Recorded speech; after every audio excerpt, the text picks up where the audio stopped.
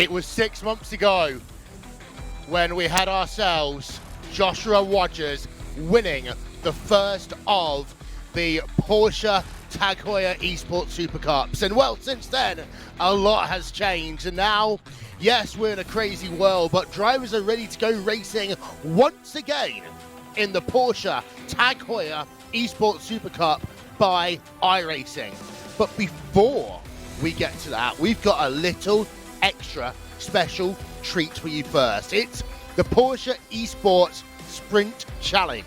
It's a series that's open to all on iRacing, and they can compete over the course of the racing week. Then what happens is on Saturday, 30 of the best racers who's competed over the course of the week get that chance to race on the big stage. And we got some big and fascinating names here who will be doing battle. We're running here for race weekend number 1 at Circuit Park Zandvoort, which I'm not going to lie to you, ladies and gentlemen, is one of my favourite racetracks in the world. But we've then got ourselves Circuit Barcelona Catalunya coming up in 1 week's time. We finish off May at Donington Park. 3 very different racetracks, 3 very interesting storylines.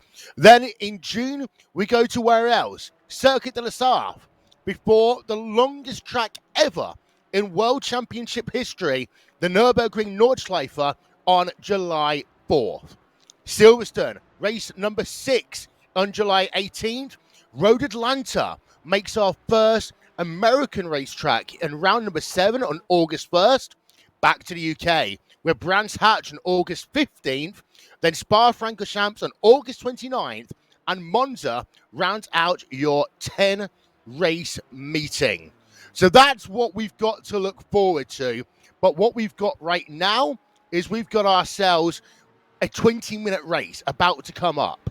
These drivers are running for money as well as anything else. Porsche are bringing more and more prize money to the entire ecosystem of their involvement in sim racing, and the people who win here today will be getting themselves $500 for just winning the race. But then also, there's $10,000 in season winnings as well. We'll talk more about that as we progress through the season. So, money on the line, pride on the line, and of course, in the next couple of months, we're going to start thinking about who is going to be the 2020 Porsche Tag Heuer Esports Super Cup champion as well. We've got interviews coming up soon with both your champion from last year, Joshua Rogers, as well as the driver who came so close, Max Benecke. That is all to come, but now what we're going to do, we're going to hand it over to your commentary team for this, the first of our weekend's action, with commentary for the Porsche Esports Sprint Challenge. It's Connery Maddock and Paul Smith. Thank you very much, Will. We've got a lot to look forward to here today. The first time we go World Championship racing in 2020 here on iRacing with Porsche as well. I certainly cannot wait to get things started. And Paul, like Will said in the little pre-show ad-lib there, that we're going to see these GT4 cars out here first before we see those World Championship professionals. Yes, hello everybody, hope you're all well, and this is going to be a very intriguing and hard-fought race, is this, because it's a single-make car, single-make series is this, obviously, with the 718 Porsche Cayman GT4, and these drivers, they've had a bit of time with the car now, so they've learnt what the quirks of the car is, how they can get the best out of this car, and certainly they really need to push hard and get themselves a good qualifying here, because overtaking is not impossible around here, but it is difficult, isn't it? Yeah, you're not gifted chances on a silver platter here. You really have to construct your own luck here at Zandvoort if you're going to make any sort of forward progress, which is why, as you say, qualifying here is so important. We're just going to get ourselves into that session in just a couple of moments, but with these GT4 cars, of course, not as powerful as the 911 GT3 Cup cars that we'll see in just around about an hour's time, but they can still give some fantastic racing. They certainly can. We've seen in some of the official races here on iRacing how close these cars can really race close together. They've not got the most downforce on these cars, so they're not going to be as affected through the corners, so they can follow that little bit closer to each other and therefore get the better run and give ourselves some closer action. So definitely these drivers, they've got a great opportunity to run close, give us some close action, but hopefully we won't see too much shenanigans as well, because at a track where it's difficult to overtake, you may see one or two maybe questionable moves, but hopefully everybody complies with each other and that they're able to get the moves done. Speaking of shenanigans, if they do happen though, well, at least we've got iRacing's new damage model in effect on these cars. So instead of the cars just deforming a little bit here and there like the old damage model, we actually see bits and pieces flying off as well. Hopefully we don't see too much of that in this one, but it is there if required. But I certainly can't wait to get things going here. And this is also perhaps a chance for those drivers that just did not quite get themselves into the Porsche Tag Heuer Esports Supercup, the main event here today. This will still give them a chance to show everyone what they're made of, and even potential teams that they might get picked up by as well. Well, this is it. A lot of these drivers who are competing in this all tried to, or the majority of them tried to qualify for the Porsche Tag Heuer Esports Supercup. And yeah, they didn't quite make it into that series, so this is the next best thing for them to get this opportunity here on the Saturday before the main event. And as you mentioned, a few drivers may be getting themselves familiar with some teams, but some of them representing their teams and really doing a job for the team to represent them even at this level. Yeah, absolutely. Still on a relatively big stage here, even if you're not in the Porsche Tag Heuer Esports Super Cup. Doing well here in the Porsche Esports Sprint Challenge, then that is an accolade upon itself. So we'll see who comes out on top in this one to start us off for 2020 World Championship racing action here. And we can get our qualifying session up on the screen. There is Peter Berryman, I believe, heading his way down in towards turn number 1 there. We'll actually go on board with him as he tries to negotiate this sometimes very, very tricky Zandvoort circuit. They've got 8 minutes left in qualifying, and now the first couple of fast laps are going to start to come through. Yeah, certainly are, as come out of Hugenholtz. That tight left-hand hairpin, and then we've got through these sweeping S's now before you head on to the back half of the circuit. A couple of the club circuits split off there at this point, and then through this long sweeping right-hander. Get your line right through here, because you want to get on the power nice and early before you head into Masters. This turn number 7, up over the curb goes Pete, and he's pushing hard in towards turn 8, a very difficult corner to get your line right through. I've always found in the past. Get yourself over towards the middle of the track for the left-hander here at 9, and then you're back on the trip home, the second half of the lap now, heading towards the Hans Ernst chicane. This turns 10 and 11. Really tight, hard brakings over this 90-degree right-hander. Get the car right in on the left curb, up over the right curb then, and then onto the brakes hard for Kumo, the right-hander.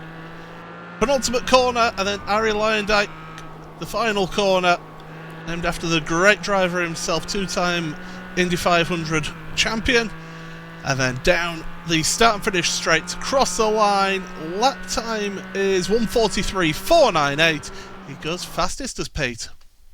Yep, he does, as those lap times start to trickle in. I'm seeing Lorena actually getting himself up into that second spot for the moment. Josh Thompson provisionally third at the moment, but things are chopping and changing as these times come through. We still have yet at least the majority of the field yet to set themselves a qualifying time in this one, so we'll have to wait and see where they file through. I'm talking about the likes of Pashalis Gergis, Mariano Sorica, Antiohola have not set lap times just yet, but they're starting to come through now. Simone Maria Marceno up into second place there, so doing well for himself there, but really with the tyres trying to come up to temperature here, Paul, the second lap would typically be the faster of the two that we'll get. Well, look at the times coming in now. We've got Mikkel Gerd with a 43.3. In fact, no, Sasha Gall then coming in with a 43.2. So the times are coming in thick and fast now. This is what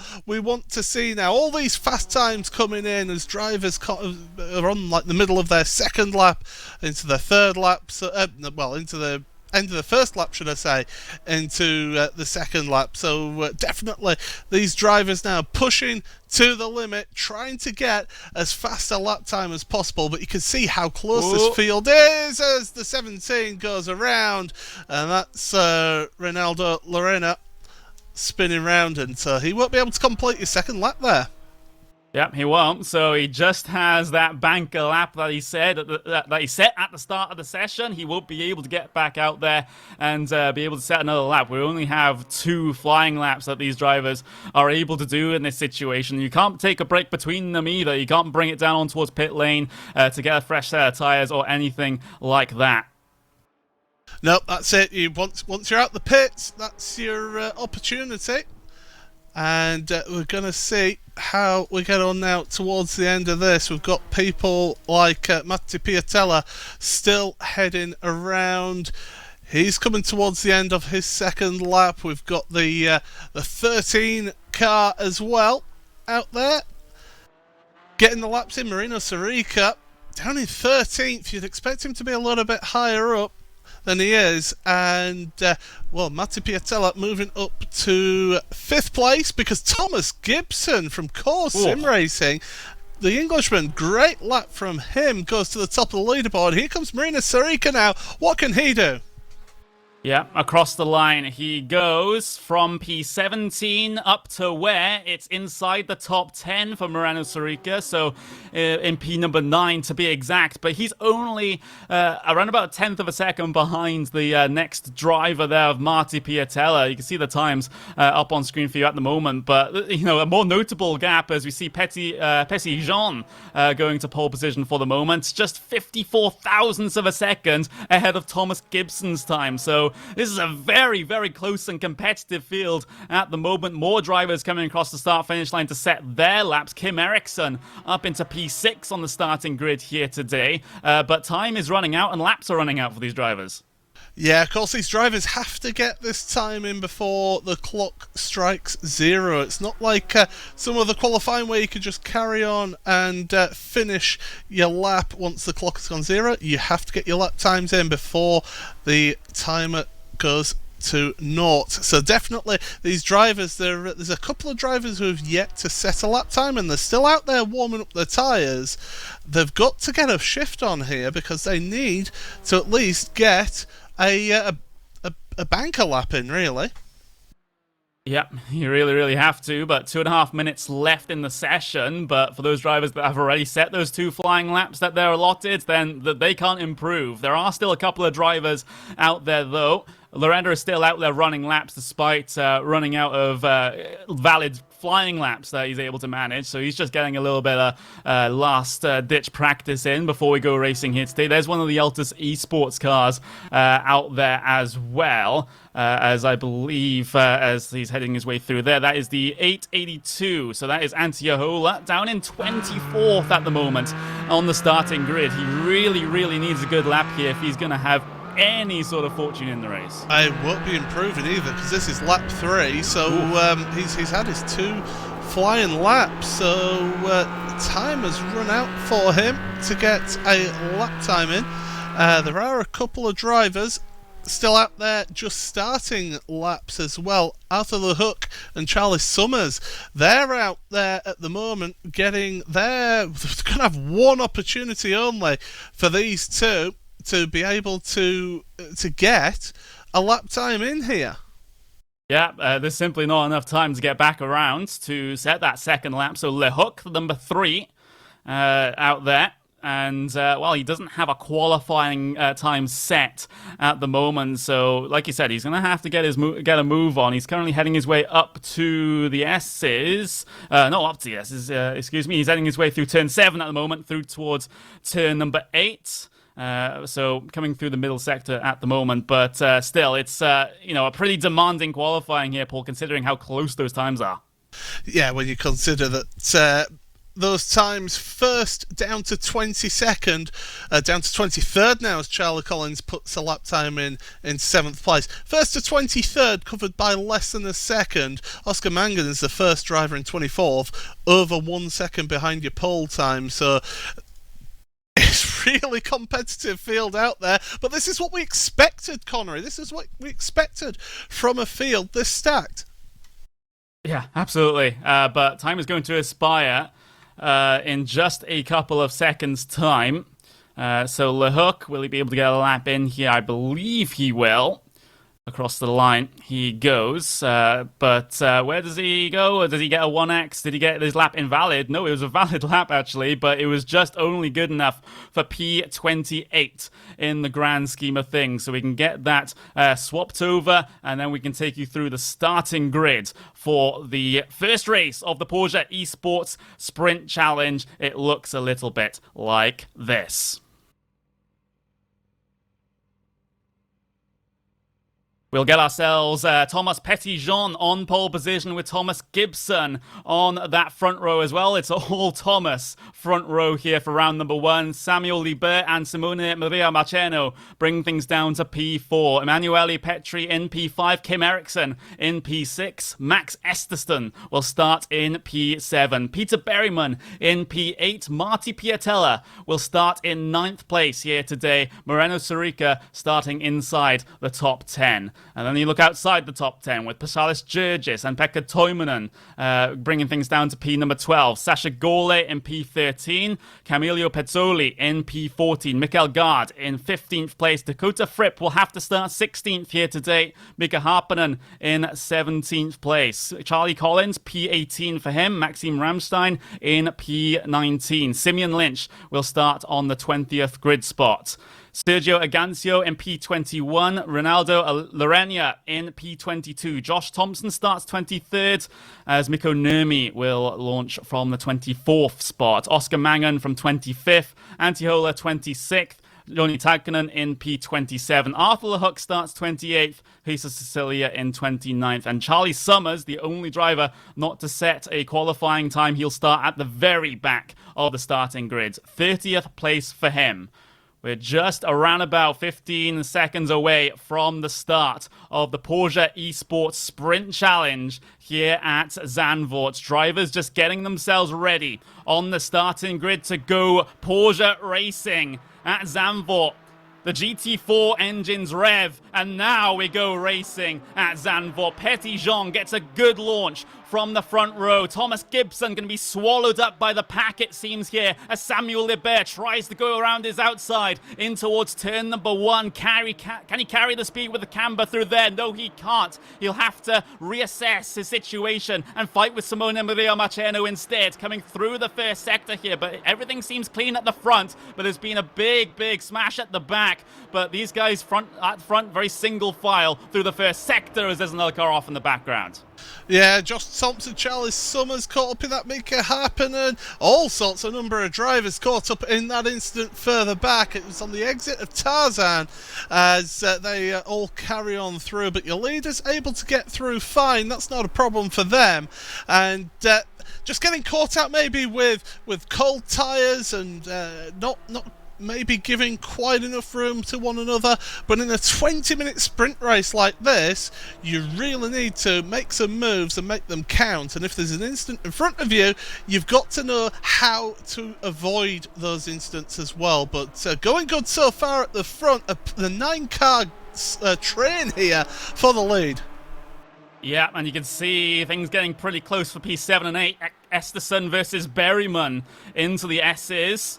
But they will stay all single file coming through here, but there's still not a lot of breathing room to work with on the opening lap. Everyone keeping themselves tight together for the moment, but you can see the separation in the pack right now due to early incidents. We kind of have a leading train of about 10 cars at the moment, all drafting off of each other. Everyone else further back in the mid-pack, though, has started to spread out, but look at this leading train coming out of the final corner. Here is where one of the big slipstream passes can be managed here into turn number 1, but Gibson's not going to go for the move. Maria Marcheno, though, down the inside there at turn 1, passes Samuel Libert through the corner there. That is a big, authoritative move from the Altus Esports driver. Yeah, the Italian really knows how to put a late braking effort in, and he made the apex. It wasn't a dive bomb, it was just a very, very good move down the inside into Tarzan. But now he's going to chase after this lead too. Thomas Gibson is his next target. Very tricky driver to be able to make your way past here, but certainly Simon Maria Marchena will be doing everything he can to be able to move forward into the top of the field. Yeah, so basically podium position still up for grabs, very much so inside this leading train, and the draft will actually help to keep these guys together a little bit. They were close in qualifying regardless, so close in clear air in terms of their pace, but the draft is just going to exacerbate things here. However slightly weak it is in the GT4 cars, it can still keep groups like this together, and this is what we're seeing right now, especially when they're close on pace by default. Yeah, you get these slipstreaming battles that you generally find that the less overall downforce that a car has, the more that these drivers can run right under the rear bumper of the car in front. So they're not going to be as affected by the draft in terms of having grip through the corners, but they are certainly going to feel the effect of that down the start and finish straight once again. And Thomas Gibson's having a little look to the inside of Tarzan. Not going to happen. Whoa. But there are moves further back. Esterson into the back of Petri through turn number 1, and that was a hopeful move there from Esterson. Goes deep on the brakes, line being cut off there by that number 34, front to rear contact into turn number 1, and well, Petri's going to come off the worst in that one, unfortunately for him. He gets cycled back into P10 here, and he's off, well, he's not able to latch onto the back of this leading train, so that is a massive, unfortunate thing to happen there to Petri, as Esterson just simply went too deep and too optimistic. Yeah, a little bit too deep, but that's something that can happen there at Tarzan. It's such a heavy braking zone from a high speed straight in towards that turn number 1, and it's a cambered corner as well. You can make moves around the outside as well there. I've seen that in the past. So you don't just have to go for the inside around there, but generally you'll find drivers hug that inside line, try to block off that move to get the better run through that hairpin. But yeah, just that little bit later on the braking, catching out the car in front, and Warren went Petri down to 10th place at the moment. But it's this lead battle here, Connery, that I'm really intrigued by, because I just get the feeling that Petitjean is holding up Thomas Gibson and the rest of this queue at the moment. Now, is that a case of he's at his maximum pace, or is it just a case of he's maybe not quite feeling as comfortable in that car in a race scenario? Well, remember in qualifying, he was only 54 thousandths of a second faster than Gibson's fastest time, so this could be just the true pace inside of this leading pack at the moment. Not much to separate them at all, and it's going to have to require maybe some desperate moves a little bit further back to try and improve position. We're 15 minutes, well, 14 minutes closer to that figure before the end of this race at the moment, and all of the podium positions still hang in the balance. But Gibson's playing this one patient at the moment. He hasn't gone for big lunges like the car behind him has gone for, Simone Maria Marcheno. Gibson's just stayed in line and is just biding his time, waiting for the right opportunity, because if you go for this risky move too early, then that's just going to detriment your race. You're going to fall back at worst towards the rear of the train. So you just have to make this move calculated, and you has to size up your competition, see where he's weak, see where he's strong, and try to use that to your advantage. But the problem is, if you follow the car in front too long, you end up copying their line, copying their braking zones as well. You get sort of, it's almost hypnotic how it happens, and you end up in with that driver in front, and before you know it, at one point you were quicker, next you're on their pace or slightly slower. I'll tell you who's having a little look. In third place, Simone Maria Marchena. It's getting a little bit more eager now behind, so definitely has the opportunity to be able to push on and to try and get this opportunity of a second place and battle for the lead. Yeah, even though Gibson's deciding to take a more passive approach at the moment, that doesn't mean that Simone Maria Marchena will, and that's definitely been the case from races that we've seen him take part in. He's always the really, really nice guy when he comes in for an interview after the race, but on track he can be absolutely ruthless, so Gibson has to have his wits about him here. Yeah, he does. But Gibson is a sensible driver. He's an experienced driver as well. He knows where to place his car and knows how to manage a gap. We've seen him in other cars as well, and seen him be able to lead from the front and push on. But we've got that little pack just behind the front three. Samuel Lebert, Kim Eriksson, Max Esterson, Pete Berriman all together as well. So it's not just that podium group that are actually pulling away from this fourth place battle. Oh, Gibson made a slight error ahead of these guys, but Marchena simply wasn't close enough to be able to capitalize on that opportunity. He was heading through turn 7, where he just clattered over the curb a little bit and lost his line. Marchena was there, ready to pounce, but he just couldn't find the gap to be able to do so. But that mistake still hasn't cost Gibson all that much, since he's still locked onto the back of the race-leading car. That number 10 of Thomas Petitjean. So it's still a Thomas 1-2, but is there going to be Simone trying to mix things up there at the front? I have to wonder as this race ticks down. Yeah, it's 11 and a half minutes remaining in this race, so still plenty of time to be able to compete in this one, that's for sure. But as they head on through the final corner, Ari Leyendyk as that corner, and down the start-finish straight. This is the best opportunity for Kim Eriksson on Samuel Lebert. What's he going to do? Feigns a little bit of interest, and then falls back in. So he's not feeling quite close enough to make a move yet into turn 1.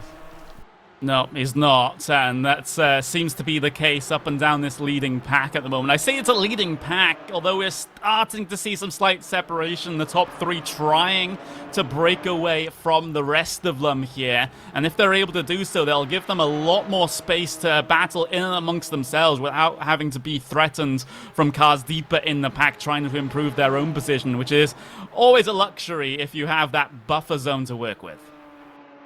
Yeah, it gives you that little bit of comfort. It makes, especially if you're Marchena in third place, it just means you can focus in front, just focus on that car in front to try and make the move. And speaking of making the move, he's having a look on Gibson. Around goes Gibson. Oh, absolute nightmare there. Gibson's dropping down 10th place. He's going to lose more places, but there's a replay of it. Just into the back of Gibson there. Yeah, Simone can't be doing that. Coming through the middle sector, that was a bit of an error in judgment, I will say. Again, a bit too deep, and straight into the back of Gibson, who's now been demoted all the way down into P11. There's still a little bit of time for him to recover a couple of positions after that, but he's going to be absolutely fuming about that contact because he couldn't have done anything. No, there's very little Gibson could do there, and Marchena, he'll have to take the finger point of blame right there at that one. It wasn't the best. Not really a traditional overtaking spot into turn 8 as well. You can make moves there, but again, it's you've got to have a little bit of compliance. But he wasn't at any point with his nose in there. It was just front to back contact, and around goes Gibson. Yeah, which is unfortunate since Gibson, through the opening portions of this race, very, very strong indeed, but now he has to recover from P11. There's the gap between P1 and P2. Petitjean, as a result of that little incident, he's been able to gap the cars behind a little bit. It stands at about a second back to Marceno. And Marceno, it was, even though it was a big impact in terms of Thomas Gibson's race with having been spun around, Marceno doesn't actually have a lot of damage to the front end of his Porsche, his 718 Cayman GT4 car. So he should still be on the pace that he's going to be expecting here, but it might not be enough to try and keep tabs on your race leader. Yeah, it's enough of a gap that the leader can just focus on hitting the marks, getting the lines right, not making any mistakes. It's now all up to Marceno to try and catch up to your race leader to put the pressure on again, because with 8 minutes remaining, now time is starting to run out. But we're looking at this battle now for third place. This is crucial now. This is the podium positions right here through the final corner. Once again, important to get your run out there spot on. Kim Eriksson, we've seen him have a little fin here and there in towards Tarzan. Having a look this time, but again, nothing happening there. He's not confident enough, and he's not getting close enough to make that move. No, he's not. He's just been having... He's been showing the nose here and there into turn one, but hasn't committed to any move just yet. And, well, time and laps are starting to run out at this point. I'm looking at about 4 laps to go next time the race leader heads his way across the line. So, yeah, not a lot of time to try and negotiate this one. There's Peter Berryman just on the back of Esterson through the S's, basically giving him a push coming through that section as they head through turn 6 now. This downhill right-hander, which is so fun, especially in high downforce cars, but in these GT4s, it is brilliant as well. And now coming through towards turn number 8 then, and Berryman still can't find a line through just yet, but like you said, this isn't really a big overtaking area, despite the fact that the entries to these corners are so wide in terms of the real estate.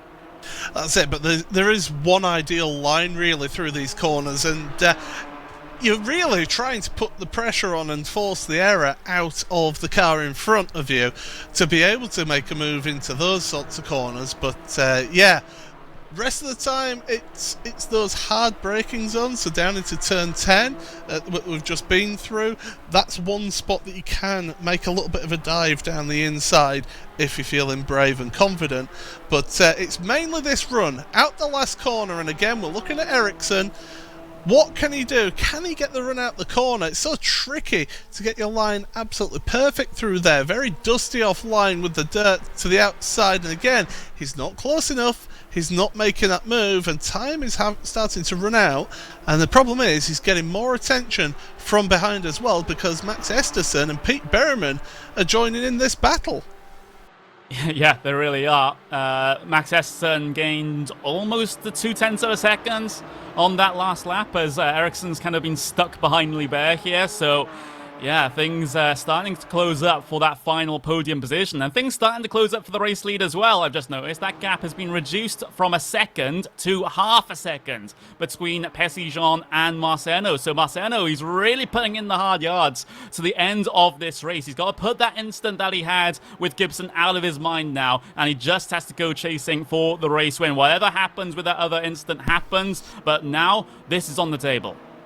Yeah, he's got to really get the bit between his teeth, get your lines right there, Simone, and just, he'll basically have one opportunity, I think, towards the end of this race, onto the last lap potentially, because he only gained about a 1/10 of a second on the last lap there, so he needs to find a couple of tenths this lap and to give himself any sort of opportunity of going for the lead. A little bit wide there was Petitjean out of turn number 11, but nothing forthcoming as we look back once again to this battle for third place still raging on. Through turn 13, Ari Landijk, and onto the pit straight they go. Big draft train. But can Eriksson go for the move this time around, or is he going to wait one lap longer? He's just going to stay in line. He wants to have this place given to him, or at least an opportunity given to him on a silver platter. But he needs to set it up himself coming out of that final corner and nail that exit. But if Liebert is doing the same thing through that corner, that's going to make it very tough to be able to sling one down the inside of turn 1. Yeah, this is it. I think he needed to be just that little bit more decisive earlier on and maybe make a move into Tarzan, whereas now he just seems a little bit timid and doesn't want to get involved there too much, and it almost seems afraid of making that move into turn 1. He needs to show a bit more assertiveness, I feel, does Kim, but maybe Kim Eriksson feels a little bit more confident further on around the track at the different parts of the circuit. Maybe that's where he's stronger, and Tarzan isn't maybe his strong point. Yeah, that's the thing. I did mention it a little bit earlier. You got to figure out where your opponents are strong, where they're weak, and base your sort of past decision based upon that. Where is your best opportunity going to arise? But for now, Petitjean is not giving Macheno any opportunities. He's not, and Libert is not giving Eriksson any opportunities, and neither is Max Max Esterson down to Peter Berryman. So this is just showing how difficult it is to overtake here sometimes. But with only a couple of laps left remaining, maybe the gloves are going to come off at some point. Well, gloves coming off. It's certainly got the opportunity. Come on, this is your chance now, Kim. You're running out of time. 2.5 minutes remaining. And again, still just staying behind. And all the while, Max Esterson is getting closer and closer to that 4th place driver. And Max can sniff something here. He's got an opportunity to maybe make a move for 4th now. And if you're Kim Eriksson, you don't want to get embroiled in a battle too much with the guy behind, because you're just going to let 3rd place pull away. Yeah.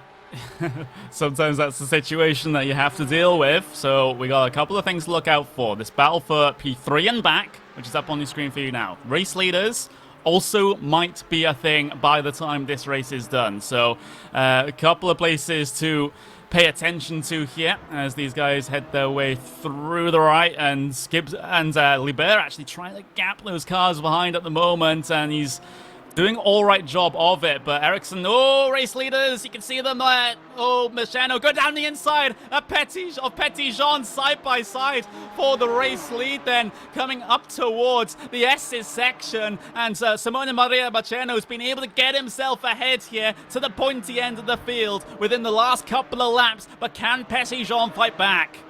That was great. That was fantastic. He knew what he needed to do, and Petitjean just opened the door in towards turn number 9, and that just, as soon as you give Simone a sniff of an opportunity, we've seen him take it, and that's exactly what he's done, into the lead of this race. And with 56 seconds remaining, this is going to be the last lap here. So yeah, officially this is the last lap as they come across the line. Petitjean, a big look to the inside, but I'm afraid, Thomas, that you're not going to be able to make a move from that far back into turn 1, no matter how optimistic you are. He just has to try and work at this and maybe, just maybe, be able to do anything through the middle sector. But for now, all of the cards are going the way of Simone Maria Macheno in this particular battle. It's still Libert, Eriksson, Esterson, Berryman, the order from P3 and back, so that didn't change on that previous lap, but it still has the potential to through this final one. Just 20 seconds left on the clock. Time will expire, then checkered flag will come out, and still everything to play for both P1 and P3 and back here at the moment. You can see Berryman on the back of this train. He's basically been on the back of this train the entire time, struggling to make forward progress, and well, it's just going to have to be half a lap to go for him to be able to do anything here. You can see the defensive lines coming through the middle sector through all 4 of those cars in that group, so no one able to get their way by, and into the S's section, well, into the braking zone for the S's section for the final time. Esterson's going to have at least a slight look, but again, no commitment down the inside there. Coming towards the final couple of corners of the lap now, through turn number 12 and then through turn 13 to try and decide who finishes P3, who finishes in the race lead. But I think that latter one might be signed, sealed and delivered at this point, because Simone Maria Macheno, in a last-ditch pass, has been able to come away with the win in the Porsche Esports Sprint Challenge at Zandvoort. He's certainly happy with himself. Petitjean falls to 2nd place. Samuel Libert holds on to 3rd. That was a superb race. Great stuff to see. Close action. A couple of incidents involved in that. There's certainly not intentional from Simone on Thomas Gibson. I think that was just unfortunate with the front to rear contact. And of course there was a big incident on lap number 1, and one of those drivers who got caught up in that was Martin Piatella. Ends up in 21st place, so heartbreak for him.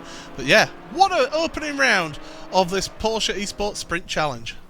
Yeah, brilliant stuff indeed. We'll have your official race results come up on screen for you now. Simone Maria Marcheno in first place here today, with Thomas Petitjean, pole position sitter, falls to second. Samuel Lebert, he started in third place, he finishes in third place. Kim Eriksson up a couple of positions from 6th to 4th. Max Esserson up to 5th place here today. Pierre Berryman 6th, Pekka Toivonen in 7th, Petri in 8th, Sirica in 9th, and Sergio Agancio, he started 21st, he's up to P10 on the finishing results. So a fantastic drive from the 43. Thomas Gibson in P11, Antia Hola P12, and then the rest of them, you see Gard 13th, Mangan 14th, Ramstein in 15th, Lynch in 16th, Dakota Fripp in 17th place here today. Charlie Collins finishes in 18th, exactly where they started, as Sasha Gole in P19. Arthur LeHook in P20. Marty Piatella, you did describe his unfortunate issues there, Paul. He falls to P21. Mika Harppanen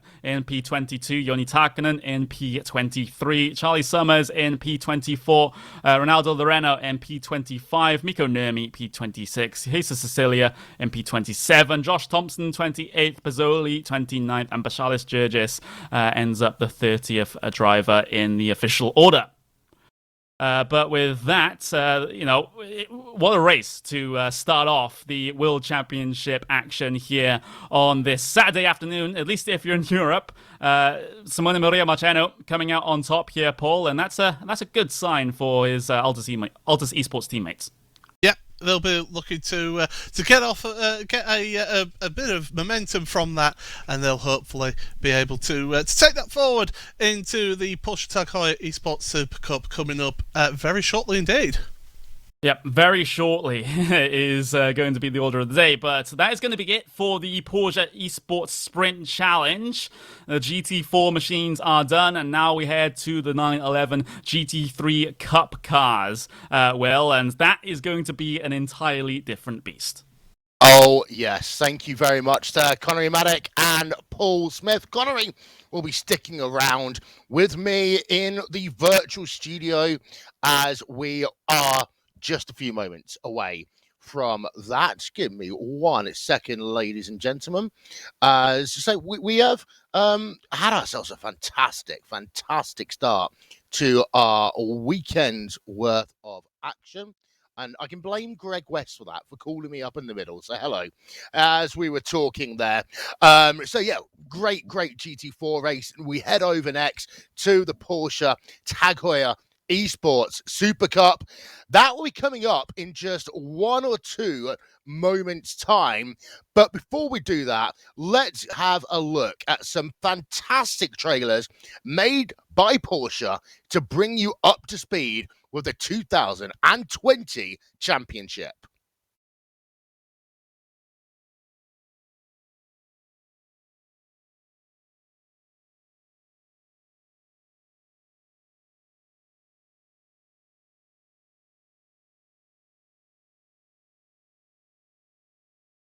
I'm Josh Rogers, sim racer for VRS Coenda Sim Sport and reigning champion of the Porsche Tag Heuer Esports Supercup.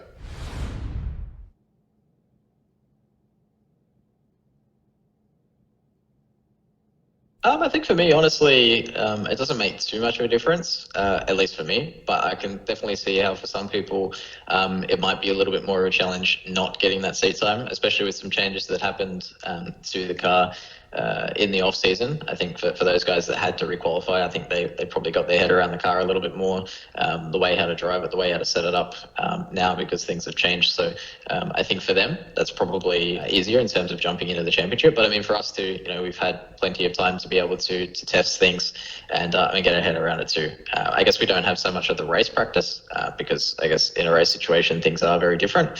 But at least on that side of things, we're not too disadvantaged in terms of finding our way around the car and stuff like that. So I think, at least for me, it hasn't made much of a difference.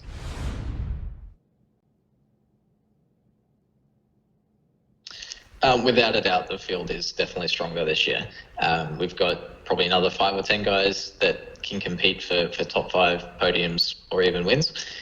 So I think, as a whole, that's fantastic. At the end of the day, it's going to be a little bit tougher this year with some of those guys, but at the same time, more enjoyable too. And I think at the end of the day, it's going to put on a better show for all the viewers as well. And I think amidst everything that's going on, that's fantastic. And it's always really fantastic to see new faces in the series and kind of those guys able to show themselves on the international stage if they haven't necessarily been able to in the past.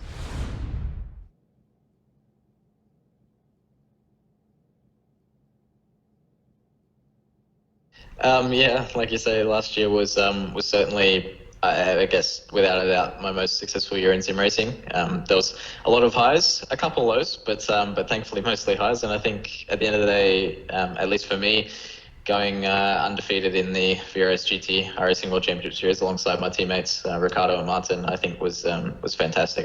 It's not something that in that series anyone else had done, and to be able to be on pole for 4 of the 6 races and win all 6 was certainly a highlight of my year.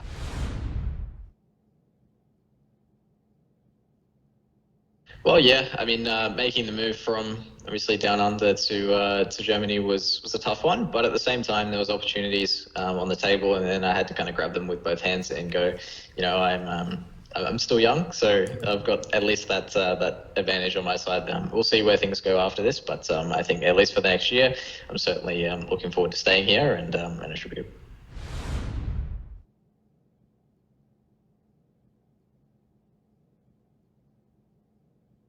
To be honest, it can be a little bit interesting sometimes living with your teammates and also your competition. But at the same time, at least for me, it's been kind of friends on track, friends off track. It's not really been a massive issue, but at the same time, though, most of the races that we've done so far this year have been team events, and we've been racing together. So things could change come May with the individual championship on the line, and but yeah, we'll see. I think at the end of the day, all the guys in the team are all mature about that, and I think as relationships off track are just as important as they are on track, because they do end up leading to impacting performance. So we need to be able to work together on track and off track, and I think being in the house with the guys, I think should only strengthen that bond.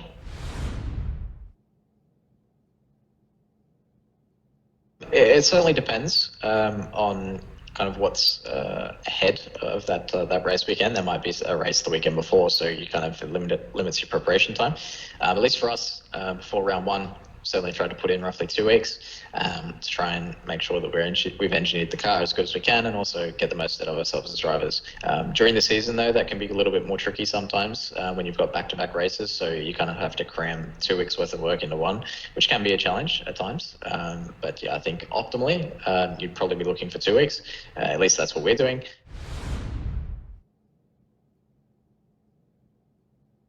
Yeah, the race day preparation definitely has changed for me a little bit this year, not having to be up in the middle of the night, but at the same time, I can't sleep any anymore. So there are downsides, but I think for sure, usually same as a practice day, you'll get up, you'll try to have as good of a breakfast as you can to try and kind of get yourself ready for the day ahead. Usually do a few hours of laps or a couple hours of laps, usually qualifying preparation, trying to make sure that you can pump out the same lap after lap. As in this series, everything's so close, the gap between P1 and P20 could be a matter of 0.2. So making the slightest mistake can be the difference between having a good weekend and a not so good one.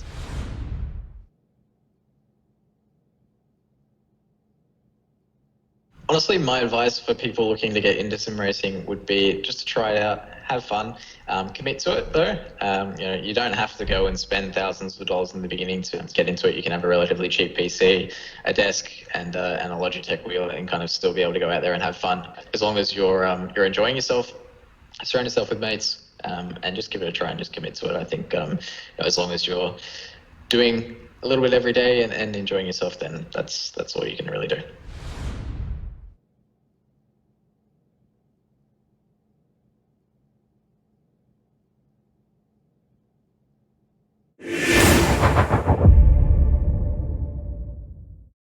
Hi, my name is Maximilian Benecki. I'm a driver for Team Redline in the Porsche Esports Supercup Series for 2020.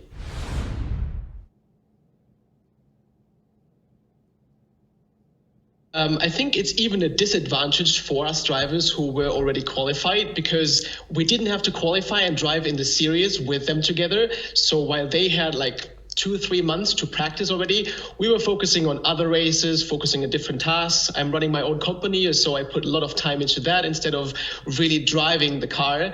And we also have a new tire model on the car, so it's again a bit different. But I think in the end, there won't be a big difference. The first hours have been hard with the practice, but overall, I think it's going to be fine.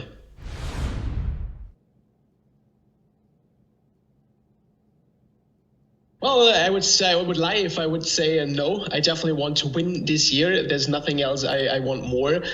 Finishing second is cool, but finishing first is what you want to have in the end. So I will try my best, and obviously having a great team around me, which can help with setting up the car, practicing and stuff like that.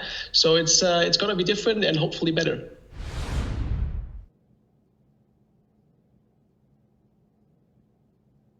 I would definitely say that the competition this year is higher than last year. Last year we had this special situation where a lot of drivers who were driving in the Grand Prix series before in iRacing were then automatically qualified. So they were driving a completely different car and probably lacked a bit of pace. Now all of the 40 drivers are on the same level. They are all driving the same car. They're all qualified in a Porsche, and this will make the competition much higher. And I expect a lot of new people to be on the top position in the races.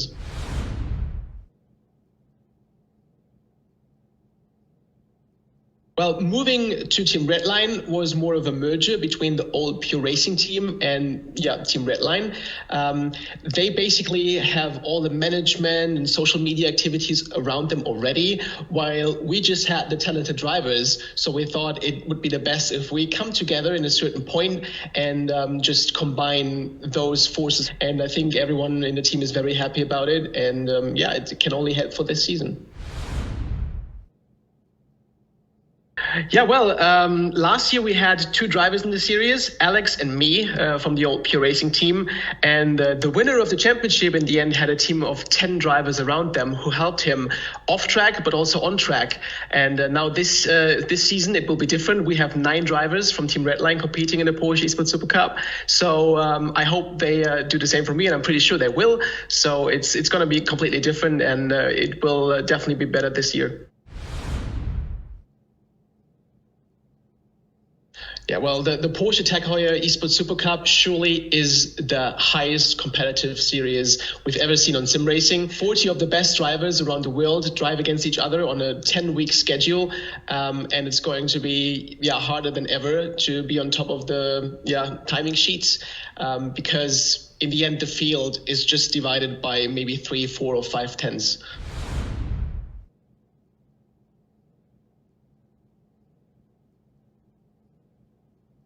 Yeah, from the outside, it always looks like the cars are the same, the setup must be the same, so it's only the driver. But in the end, there's a lot of preparation going on before those races, 1 or 2 weeks at least, where we just try to find this last couple of tenths in the setup. And you can go from fighting for P1 in one race to fighting for only P10 in the next race, because the car setup just doesn't match for the race circuit we're driving on. So it's going to be hard, but we will try our best to just make the best setup for every track.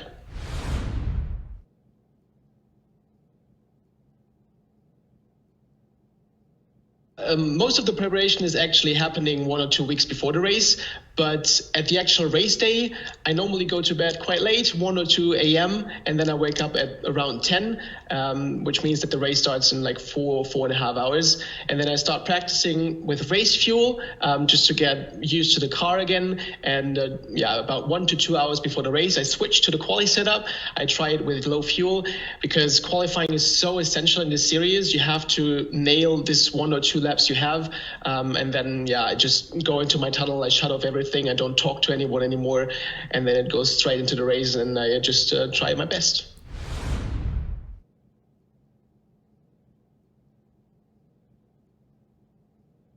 Yeah, well, if you're interested in motorsport and you want to start with sim racing, just make sure that you buy equipment which is not too expensive at the beginning, and then just try to have a feeling for it and just practice and practice and practice, and you will see you will get better. It has happened to all of us. Nobody of us started at the highest level. I joined sim racing 4.5 years ago, and I was not really good. I was more than a second of the top guys. And then after months and months of practice, I finally came to this level. So it's all about being very patient and just practicing and having fun on the track, and you will see pace comes, and just make the best you can, and enjoy.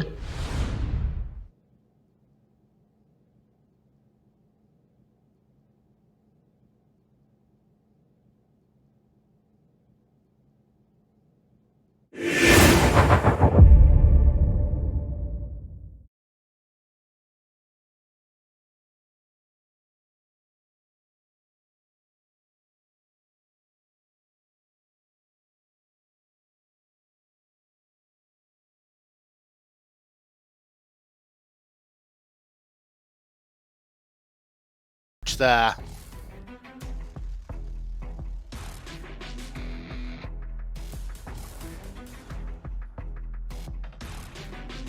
Thank you very much then to Max Benecke and to Joshua Rogers for those fantastic interviews. And well, it really shows two very insightful pieces of information from Joshua Rogers, who won the championship, of course, last year, and for Max Benecke, who was mighty close. And who can forget the exciting, enthralling end we had to the 2020 campaign. And in fact, there's some big changes for both of those drivers. For Joshua Rogers, Connery, he's moved from sunny Australia over to Germany as a part of the VRS Commander Simsports house, which is located just about 20 miles or so away from Cologne in Germany. Yeah, of course, that was related to one of the questions raised in that interview. Well, of course, making the big move, which is, perhaps one of the furthest house moves that you can do from Australia to Germany. It's going to be interesting to see how he settles in. Of course, he's been there for a couple of months now, I think, so I don't think he's coming into this one too jet-lagged or not used to how things work there. I think he's going to be relatively okay. And you can see maybe how this changes his preparation, because like he said in the video, he had to be up some ridiculous hours to take part in this race last season, but now he's at normal human waking hours, so maybe that'll factor into things a little bit.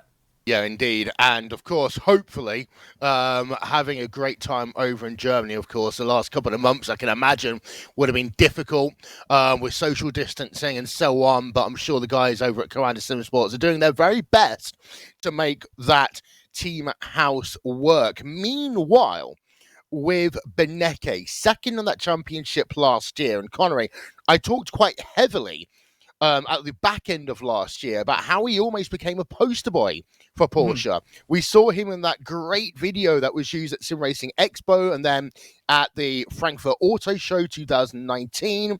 And of course, when we think about him and the championship in 2020, first of all, Pure Racing Team is no more. They did a merger in the off-season with Team Redline. And then the second part of that is actually we're not going to be calling Max Benecke in a Team Redline car. He'll be in the Porsche 24 machine. Yeah, so Redline have a good couple of entrants into this series, but when we talk about Max Benecke in particular, I sort of think of him as having this reputation of always the bridesmaid but never the bride, despite, his incalculable amount of skill and his attitude to things. It always seems that it's just not quite enough to try and get one over the likes of Joshua Rogers. So I think coming into this season, he'll be back, and he'll be back with a vengeance. That's for sure, because I think he's fed up of finishing in second place in some of these big events. Now, ladies and gentlemen, we are going to take a quick 1 minute breather here. So you will notice your stream will just cut out for maybe 20-30 seconds. We are going to get back with you as quickly as possible. We do apologize for some of the technical issues that you saw a little bit earlier on when you were watching coverage of the Porsche Esports Sprint Challenge event. But we're going to take a quick breather for just a moment, and we'll be back with continued coverage after this.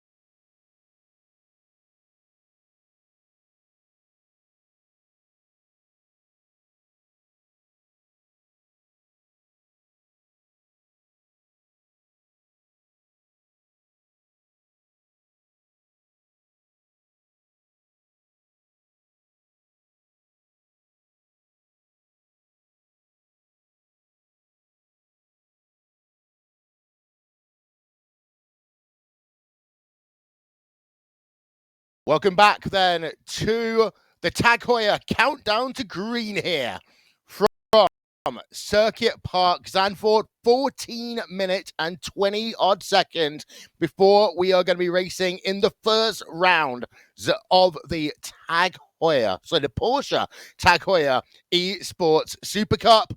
And with that, let Porsche introduce you to the series.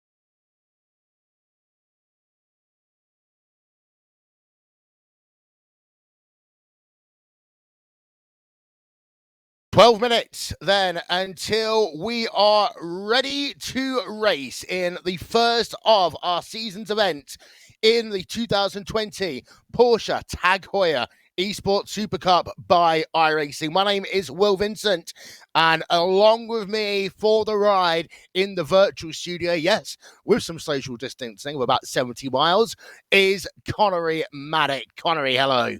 You in Birmingham, I'm in Derby, so we're keeping an appropriate distance away from each other, but I don't think these guys out here on track will be putting any distance between themselves. I think it's going to be a bit of bumper-to-bumper action, shall we say, and sometimes that can be... And first point I want to make here, that question that was in that video, well, can Joshua Rogers retain his championship for 2020? The thing about, you've got to argue that Joshua Rogers is just as strong as he was in 2019. However, Connery, the competition this year is absolutely humongous. Yep, it is, and very thing. He thinks that the field is going to be so much more competitive this season. We only have 3 drivers that were in the bottom 20 last season actually able to re-qualify up into the Porsche Tag Heuer Esports Supercup by iRacing. So, a lot of those drivers that got sort of demoted from the series at the end of the last season were those drivers that on the previous iteration of the iRacing World Championship got their ticket for free into the Porsche Tag Heuer Esports Supercup. But now those are out of the equation. All the drivers that qualified into this series did so in this very same Porsche 911 GT3 Cup car. Everything is just so much closer. It's going to be absolutely brilliant. Yeah, indeed. So 40 drivers once again will be making up that field. We have got qualifying about ready to go. We're going to hand it over to our commentators in just a couple of moments time before we are ready to go racing here on iRacing. Thank you, of course, to Tag Heuer being the presenting sponsor of this series as well. So qualifying is almost ready to go, as I say. And the qualifying rules remain the same, Connery. The top 8 from qualifying, they'll be inverted for race number 1. Where you finish in race number 1 is where you start for race number 2.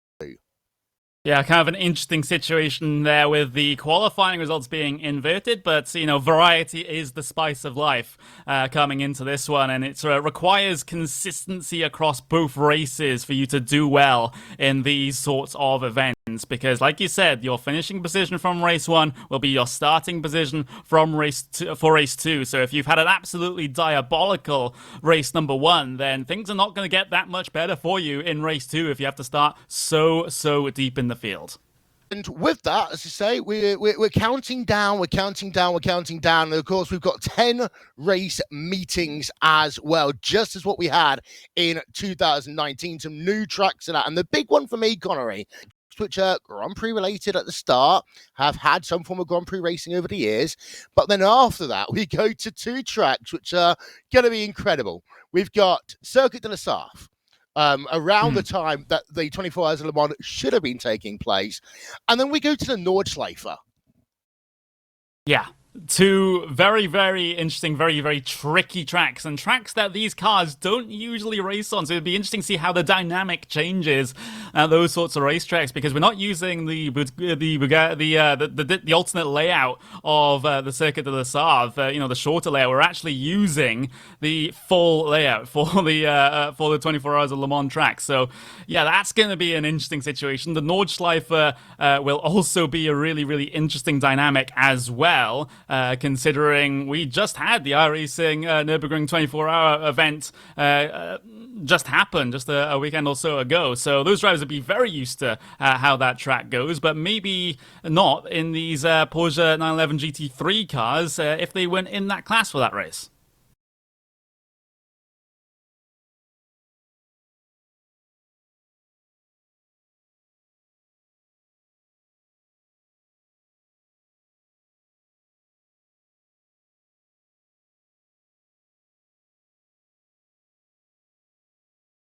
And with that, we would like to say welcome to the newest member of the iRacing commentary team, Martin Haven, and he'll be Smith on commentary after this.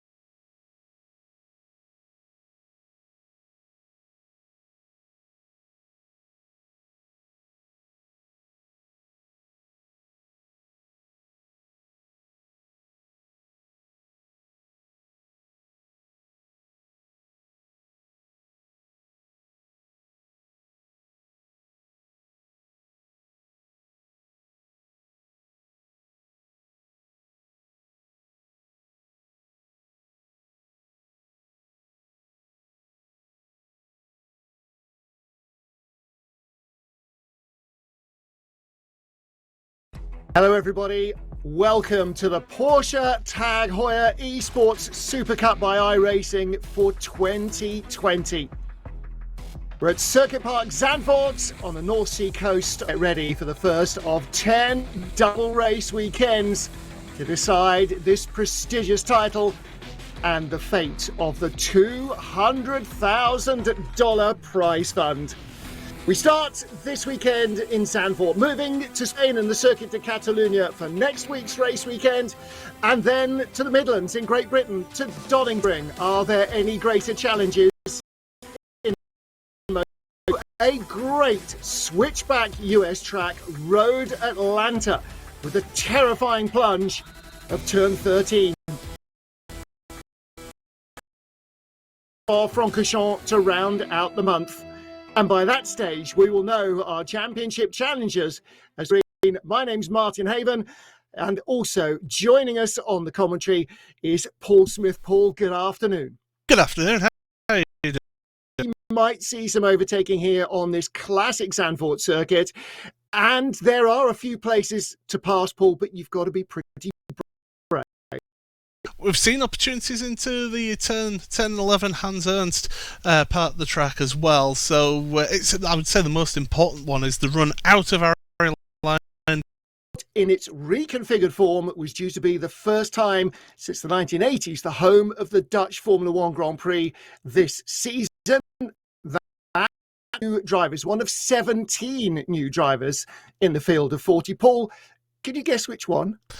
I am going to say it's Jeff.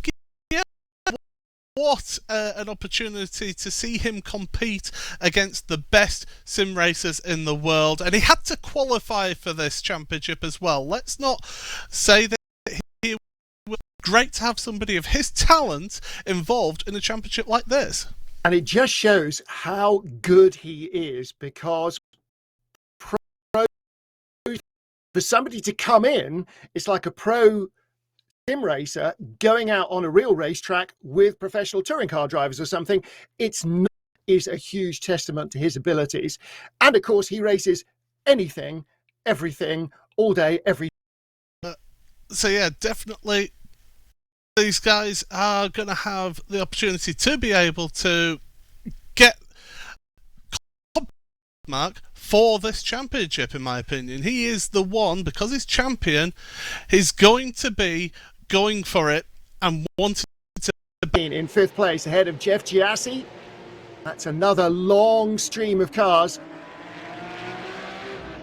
So out of the tight Vodafone corner and then sweeping down into the final part of this opening lap here at Zandvoort. The right-hander at Kumo, and then trying to build up speed early on the throttle out of the Ari Luijendijk corner. Named after the double Indy 500 winner. The straight seems long when you're on the track walk, very short when you're in the slipstream trying to pass somebody. Sebastian Joe pulls out from fourth place, doesn't get a chance to take a look. And Paul, in our Porsche Cayman GT4 support race, which was a free open qualifier race, it was a last lap pass, not quite last lap, it was a penultimate lap pass that decided the race win. Patience is going to be really important on this Zandvoort circuit. Absolutely, and with there only being 15 minutes in this first race as well, you want to try and get moves to be decisive but clean as well. Of course, there are race stewards who look at the events afterwards. There are penalty points that go onto their licenses for this series, so you've got to be careful with how things go out there. I can tell you Patrick Holtzman has headed onto pit road because of a penalty for a jump start, and in fact he's not got back up and running. But Max Benecke, one of the big talking points, one of the championship contenders, is out of this race. He had an incident down at turn number 9 on lap 1. So Max Benecke, last year's championship runner-up, we heard from him in our countdown to green, and that's a really tough way to start the season. Of course, the advantage here is there are 2 races. The disadvantage is you start race 2 where you finish race 1, so that doesn't always really help. If you've been forced to the back, you've had an accident or an incident, you will start the second race right at the tail. And of course, qualifying, it was not the fastest driver who started on pole position. The top 8 in qualifying were reversed, so the 8th fastest driver started first, and 8th on the grid was the fastest man. Now, there is one question that everybody wants answered, and that is, where was Max Verstappen? He is currently running car number 69 in 33rd position. So Max with a lot of work to do. There he is. Very distinctive livery. Of course, the orange of the Netherlands, their racing colours on that car. So he's one of the easier ones to spot. He is chasing down car number 12 right now. In fact, that's Marcus Jensen. So Marcus has dropped back a little bit, because at the end of the previous lap, he was in 21st. Max was shown as 33rd place. So lots of battle going on down in the midfield, and the lead group is starting to get shuffled back up. Sebastian Job had clear air behind him at the beginning of the last lap. That has now vanished. This little queue of 4 has towed up the car of Joshua Rogers, 92. Behind him with the white nose, Jeff Giassi, and then Dane Warren, the 57th. He's in 7th ahead of Alejandro Sanchez. Then there's a little group, a little gap back to the 33 car of Ricardo Castro-Lado, but our race leader is still Graham Carroll, man from Edinburgh in Scotland, racing for the Red Bull Racing Esports team. And he has got an increasing lead, actually. And the news for him is good, but Tommy Usgaard, the Norwegian behind in second place, is coming under increasing pressure from car number 43, Brian Lockwood from the USA, the Racecraft Esports driver. There he is with the black and white predominantly on his car. Makes him easy to pick out as well. And he is piling on the pressure for second place. But Paul, the problem for Lockwood is, if he makes a move and doesn't get it, then he's just going to be shouldered aside by everybody behind him. So you really have to be pretty confident before you go having a lunge.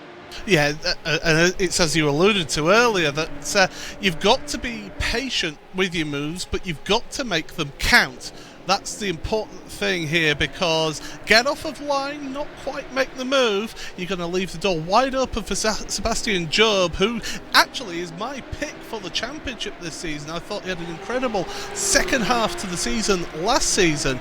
I think he could really have a good go at winning this championship. He seems to be comfortable in the car, but interested to see, at the top 8, 3 of those drivers are new to the series this season. They came through qualifying, as we said, 17 new drivers to this championship, and 3 of them up there in the top 8.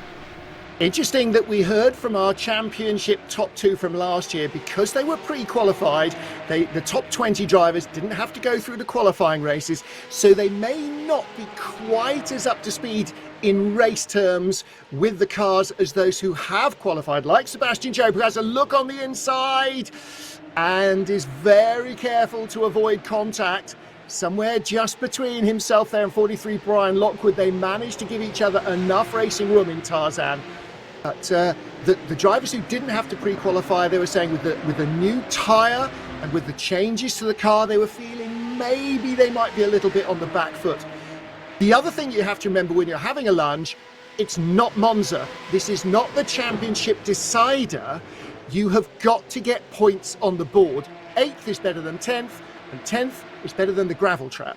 So if you start the season with a 0, that follows you round all year long. Get points. Points make prizes. And Job again, looking to the inside. He's really having a go here, isn't he?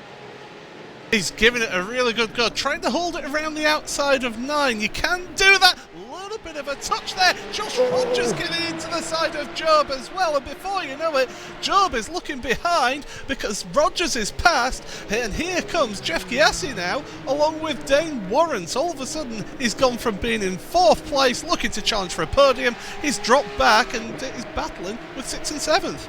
Yeah, number 7 there, Jeff Chiassi, having a look, but had to watch the back door because Dane Warren, 57, was all over the Brazilian flags painted on the rear quarter panels of that Porsche Esports Brazil car.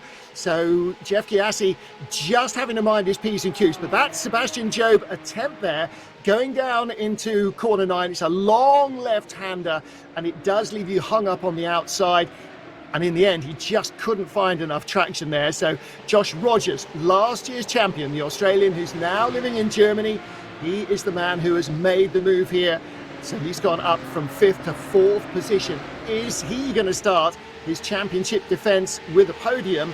Looks like he's got the bit between his teeth. Sebastian Job, the young Scot, will have to try again. Somebody kicking up the dirt there as they run a little wide, starting the climb up towards the Hunsrück.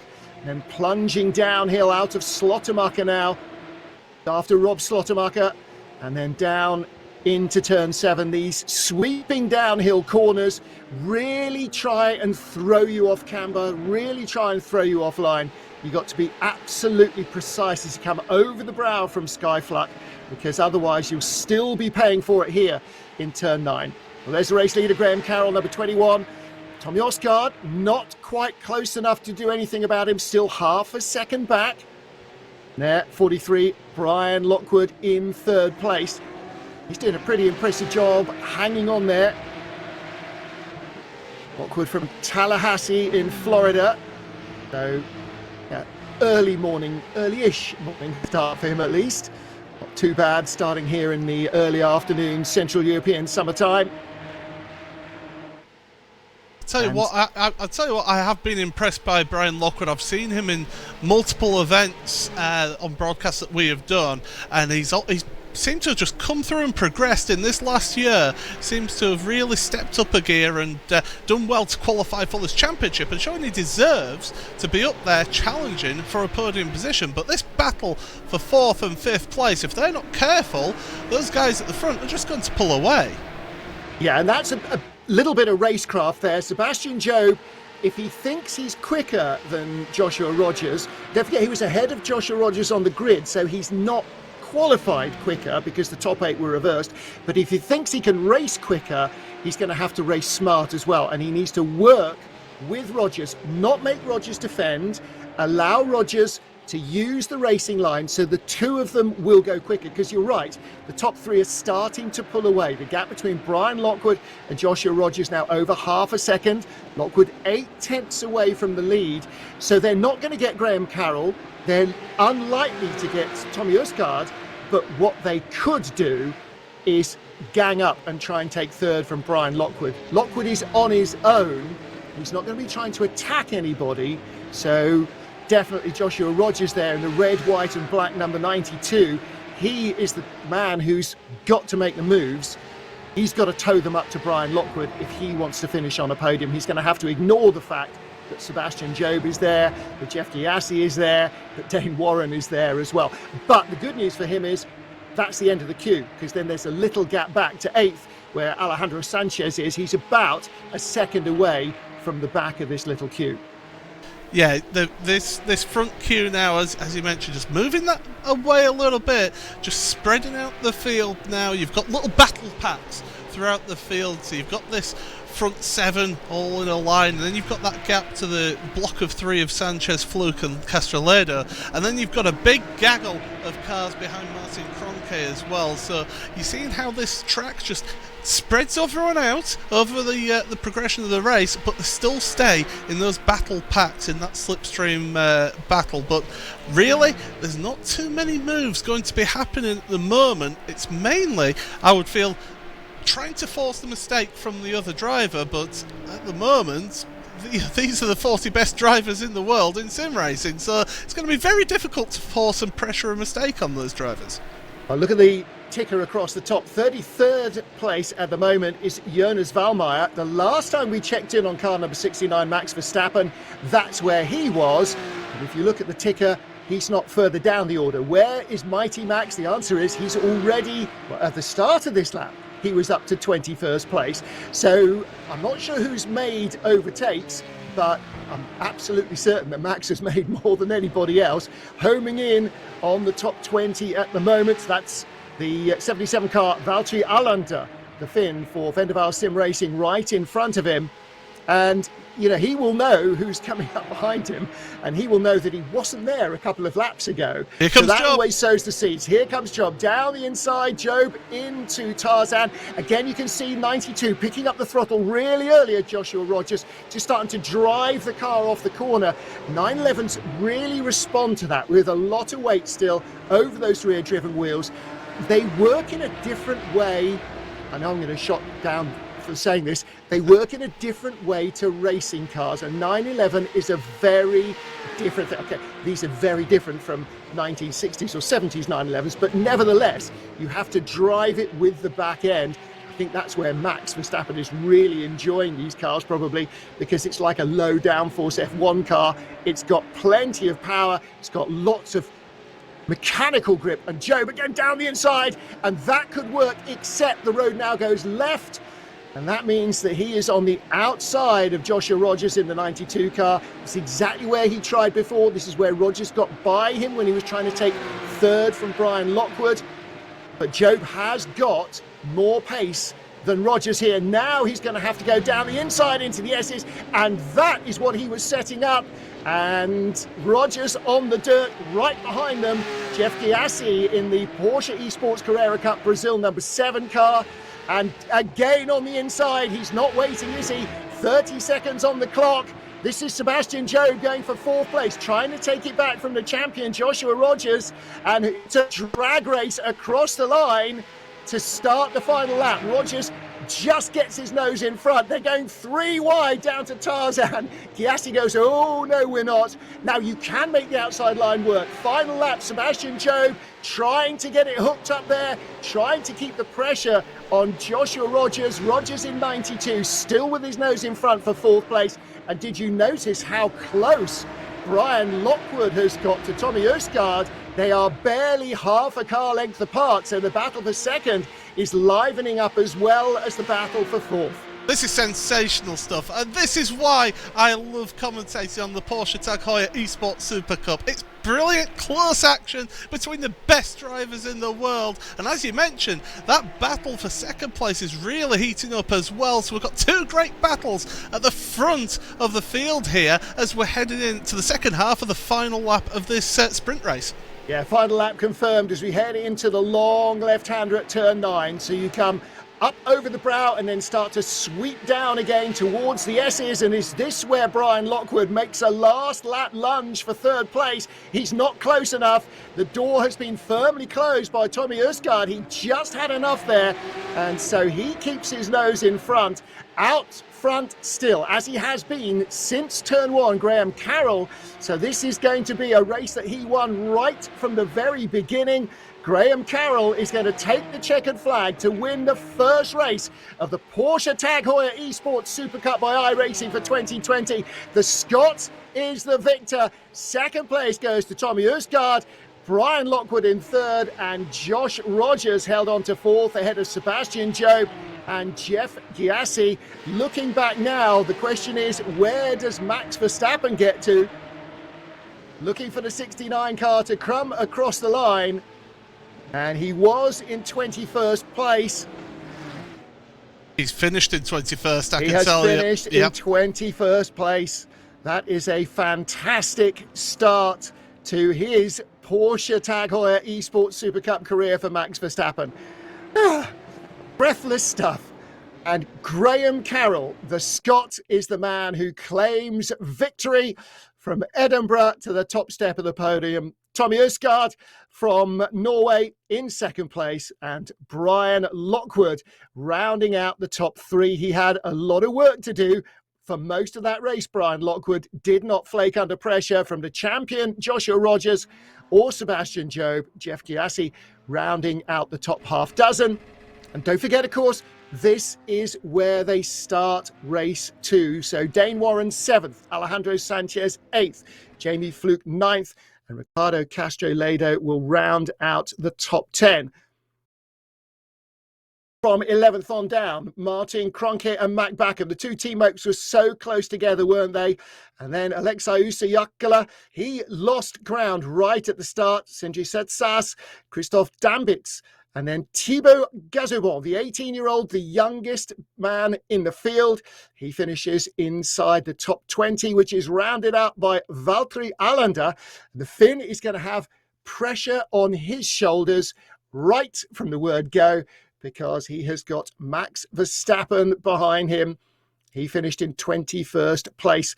Marcus Jensen, David Williams, Gianni Vecchio, they'll be looking for Max to lever the gaps in front of them to see how they can follow through.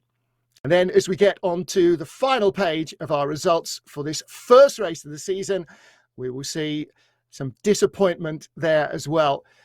Because certainly our pole sitter would have been hoping Patrick Holtzman for a lot more than that. And Max Beneke in 37th place. Double two for Marin Cholak, who disappeared early in the race, and he and Thomas Teitler finishing 9 laps down with Marc Perez. So there we go. That is a breathless first race here in Zandvoort for the Porsche Tag Heuer Supercup by iRacing 2020. And there is definitely the chance of a double race win for the young man from Edinburgh in Scotland, Graham Carroll, who was victorious in race 1. Well, thank you, Martin. Thank you, Paul. What an opening round of the championship it has been. Will Vincent, along with Connery Maddock, for this short little interlude before we get ready for race number 2. Storylines, Connery. Number 1, Graham Carroll is going to be a very happy Scotsman right now. Yeah, it was just one of the best races that I've seen from him, and it wasn't flashy at all. It was just holding station at the very front of the field. He had pressure applied to the back of him, but he just completely and utterly dealt with it. A very confident drive from Graham Carroll in this one. But another thing I want to talk about as well, that's Josh Rogers and Sebastian Job battle. Oh my word, that was incredible, and I get the feeling that's not the last we'll see of them two coming together on track. Yeah, Josh Rogers, of course, at the top of his game. Sebastian Job has been developing so much in this series. From probably the second half of last season, he was one of the big standout drivers. On the opposite side of the standings, however, you've got to talk about the disappointing start to the championship for Max Beneke. And it shows and it highlights something really, really important. You must qualify well. Yeah, I think the story is that he had an incident with Kevin Ellis Jr., I believe, on that opening lap, and unfortunately it was, for Max Beneke, the car not really in a state to continue on in those, high points-paying positions. And the thing is here, well, race 1, poor finish, doesn't set you up well for race 2, does it? We could see a charge for the field, and I know Beneke can charge for a field when he gets his head down. That will be fantastic. Verstappen, P21 in that first race. He's got a lot of work to do in race number 2, but I'd call that a solid debut there. You finish the race, that's the first objective in your first race in a new championship for all of these drivers, but especially for Max. Yeah, it was a good job for Verstappen to pick his way through the field like that, despite the instance that did happen further back through the field. He seemed to have come through on them relatively unscathed, so that's a positive sign there for Verstappen. And like you said, I'm very interested to see how far he can climb, how far up the standings he can climb in this actual feature race. And, well, he'll have a little bit more time to do so, considering we have 30 minutes for this feature race instead of the 15 for Heat 1. So many more positions on offer for Verstappen, I'm telling you that. Yeah, 30 minutes for race number 2, but don't forget there's also prize money available. So whoever wins race number 2 will walk out of Circuit Park Zandvoort $1,000 richer. Second place will get $400. Third place, $200. So yes, the championship gaining points is so important. But some early prize money in the season, that could well set you off for a roll. Because actually, Connery, we do often see drivers who do well at the start of the season. They establish that momentum.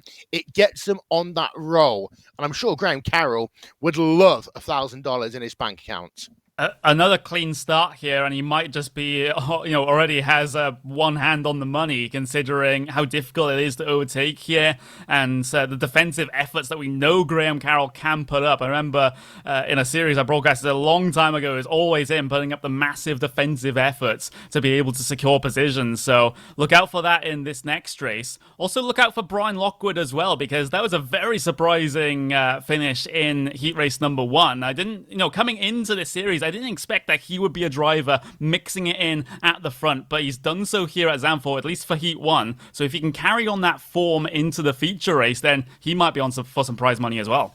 And of course, that $1,000 for first place, $400 for second, $200 for third is a part of a $200,000 prize pool on offer.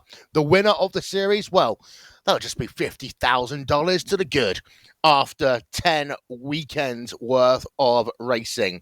So, 3 minutes to go before we get ourselves ready for race number 2.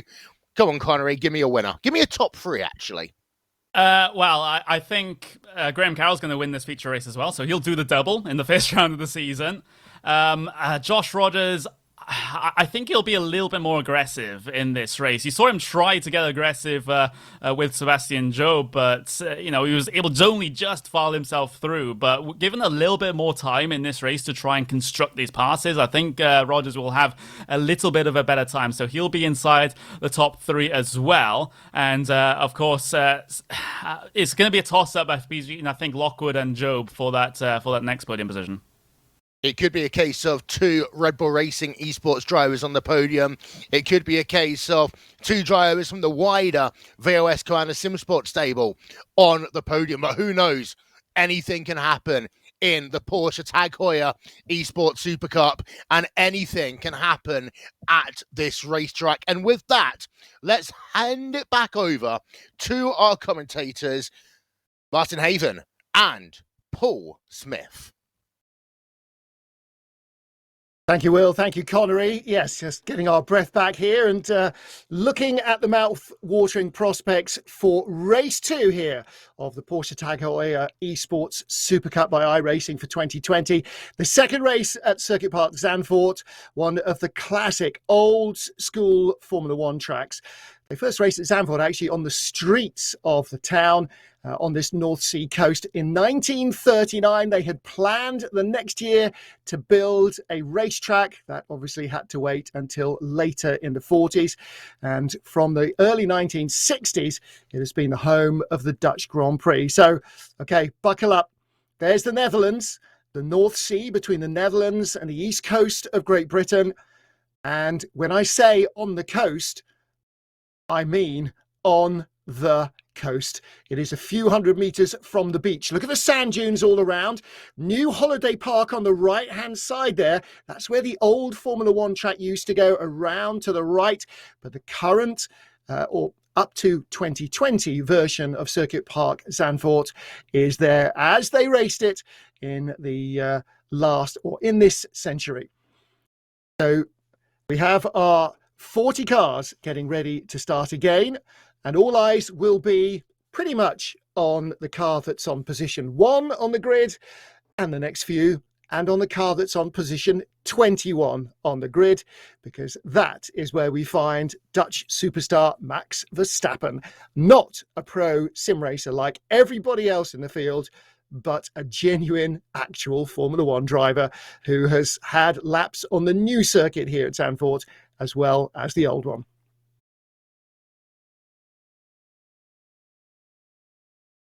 So Graham Carroll, the winner of our first encounter, gets a real chance to double up. It's a longer race, twice the duration of the first one, so 30 minutes. That main feature race format allows everybody else to try and work out where the weak points in his armour may be. He managed to jump away early in race 1, and that's where he stayed.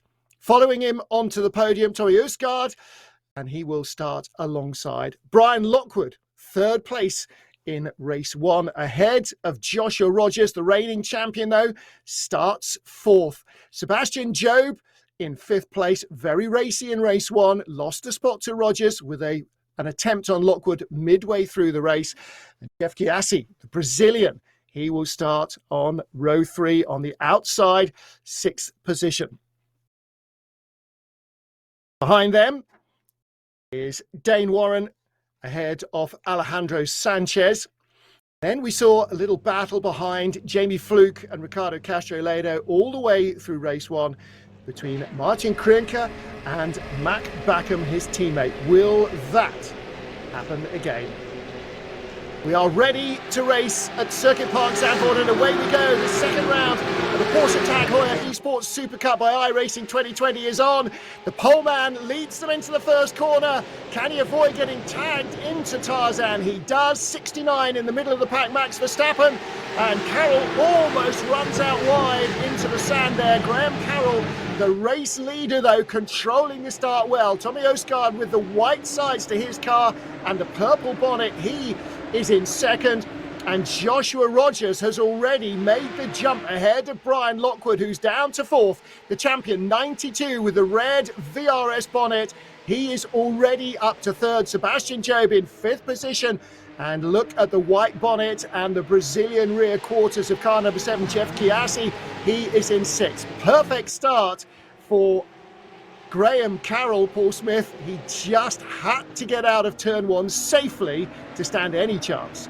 Yeah, had to avoid any incidents, and that's exactly what he did there at the start. And as you mentioned, Joshua Rogers putting the pressure on, and I think Tommy Erskard was desperate to get in the lead to try and just run away from the hard-charging Josh Rogers. But Sebastian Job he'll be wanting to get past sooner rather than later on this race, because with it being a longer race, it gives you more opportunities to gain positions. There was an incident at the back of the field between Johan Haaf and one of his teammates, one of his compatriots, Jared Filsell, as well. So further down the field there was incidents at turn number 1, and Mitchell de Jong has just had an incident as well. He's dropping down the order. He's down to 18th, with Antoine Higeler dropping down as well. So incidents are plenty on lap 1. Carroll though locking his brakes. That's the opportunity.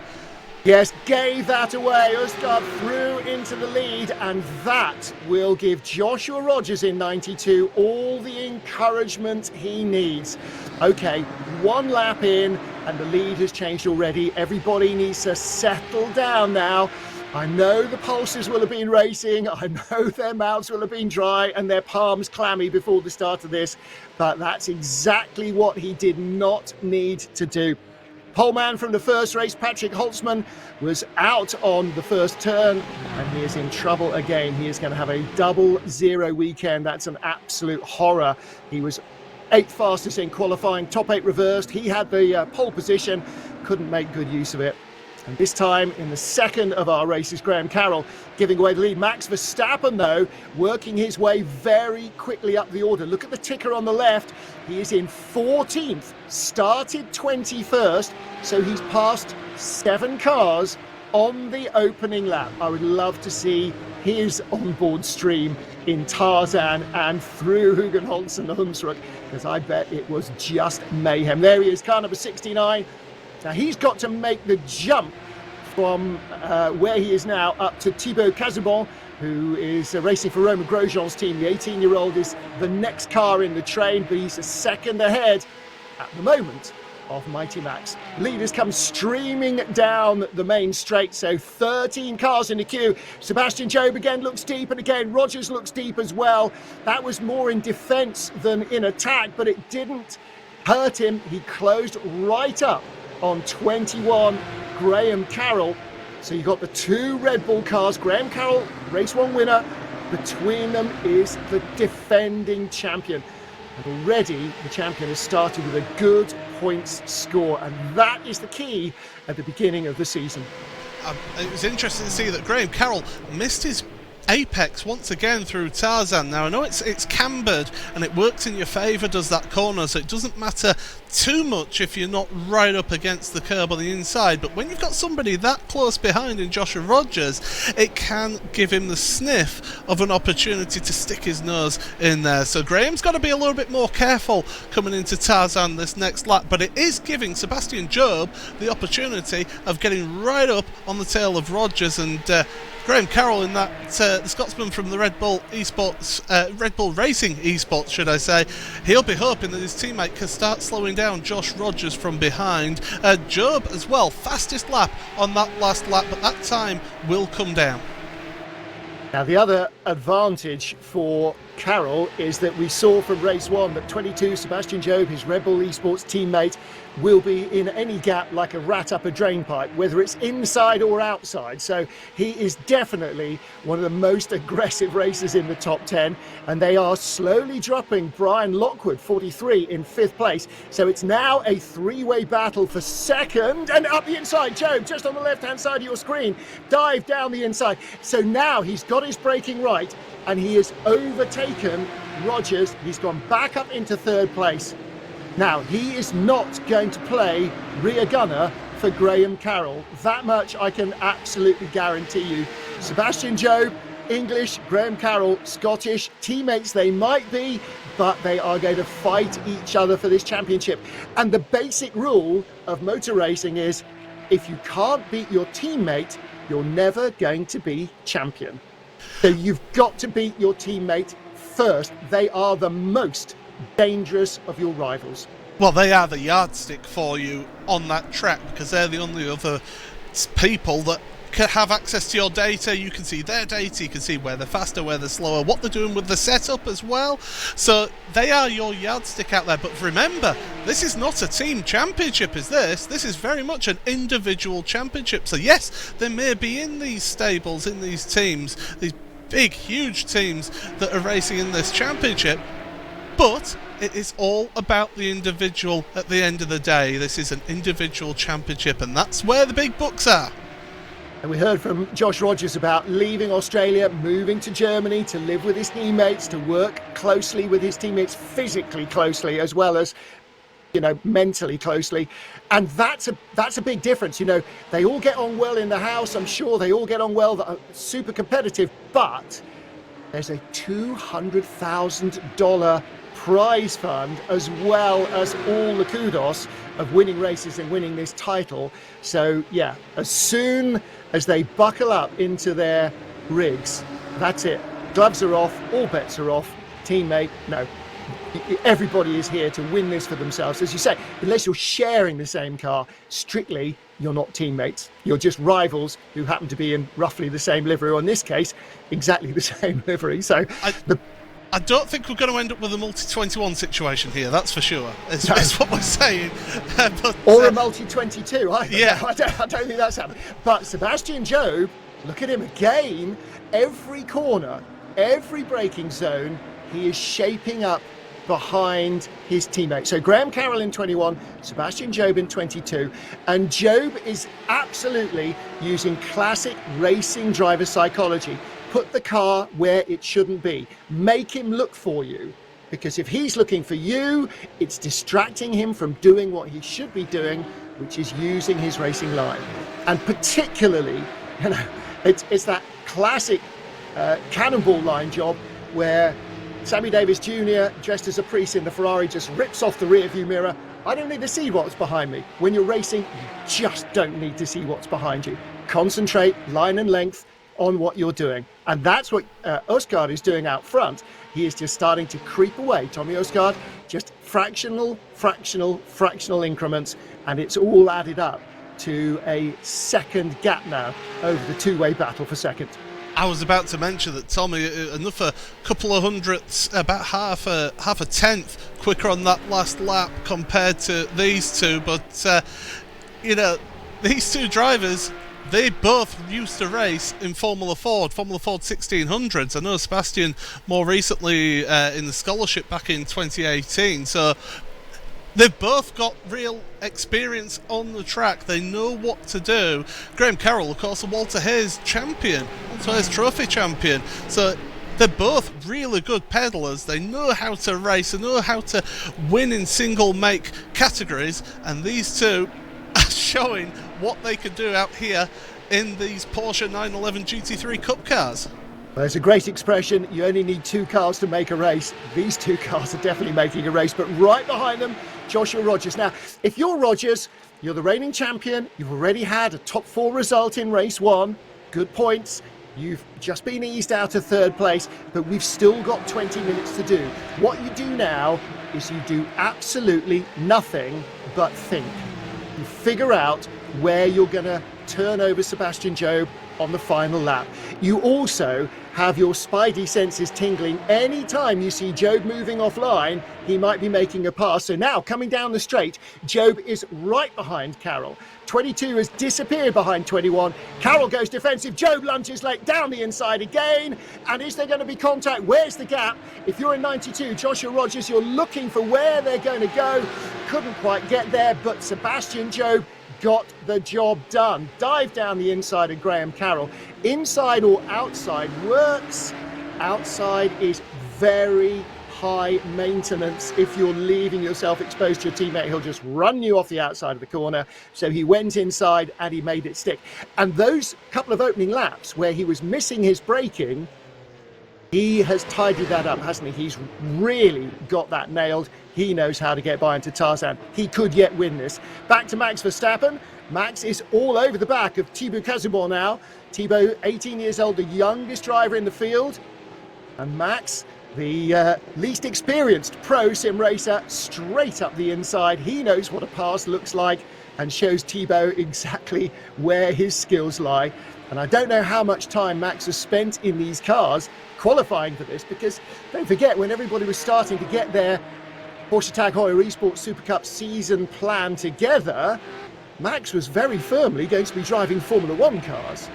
And so he's come in without any of the background that the other 17 qualifiers have got in terms of sim racing. Yes, he does a lot of sim racing, but he hasn't particularly focused on trying to get into this through the winter and into the beginning of the season. So the fact that he's made it through again underlines just how sharp he is. Now, the other thing that's happened at the front of the field, Paul, is as well as Tommy Usgaard starting to pull away, so too immediately in one lap has Sebastian Job. He is now nearly 7 tenths ahead of Graham Carroll, and Carroll is the stopper in the bottle, isn't he? 21, Graham Carroll, our race winner from race 1, is holding up Josh Rogers. Brian Lockwood's right with them. Jeff Giassi is right with them. And you can see how much they're slowing down, because Giassi, with the Brazilian flag on the rear, was clear of Dane Warren, 57. He isn't anymore. And he's brought Alejandro Sanchez with him. Jamie Fluke is there as well. And so too Mac Backham and Alexius Yakala. So that long queue from third on down. Well, I was about to mention third down to 16th, covered by just under 6 seconds. So that is how long that queue is. It's a sizable queue of traffic for those drivers to be working through. And Graham Carroll, he did qualify 7th, don't forget, in qualifying right at the start of this event. Got put onto the front row with the inverted grid. So definitely Graham maybe not quite got the pace of Joshua Rogers, but it was only a few tenths of a second, so it wasn't like it was a huge chasm of speed, the difference between them. It's only a few tenths, but again, going across the line, looking at the lap times, Tommy Erstgaard just done a 37.527. 37.0 from Sebastian Job that lap, half a second caught in one lap there, Martin. Yeah, Sebastian is really giving it everything now, because if he doesn't catch Tommy and start to put the pressure on, then the gap's going to be too big in the last couple of laps. On board now with our champion, Joshua Rogers, sweeping out of Hugenholtz, named after Hans Hugenholtz, the man who ran the Royal Dutch Automobile Club, who was so involved in the creation of Circuit Park Zandvoort. Sweeping over Slottermacher and into Skyflax, Skyview. Then you dip down, climb back up again. You can tell it's a real old school roller coaster track. It follows the lines of the dunes through Masters Corner and then tightening. Oh, stop, turn. Into Renault Corner 8 and then down into Turn 9. And again, this turn just like tightens up on you. Physically it doesn't, but it always feels like it, because you're carrying in speed, trying to rotate the car and still looking to get back on the gas as early as possible, because this short straight down here into the S's is where you try and set up that pass. And Rogers all over the back of Graham Carroll now. Sebastian Job is within half a second of the leader, Tommy Østgaard, and that is slipstreaming distance. Hammer down now, revs building, pulling gears all the way out of the Lyondike corner, just running over those rumble strips because you don't want to go any further. Look how close the barriers are there. And here comes Sebastian Job. Now, every time he gets on the brakes here, Paul, he is rehearsing if and by how much he can outbrake Østgaard.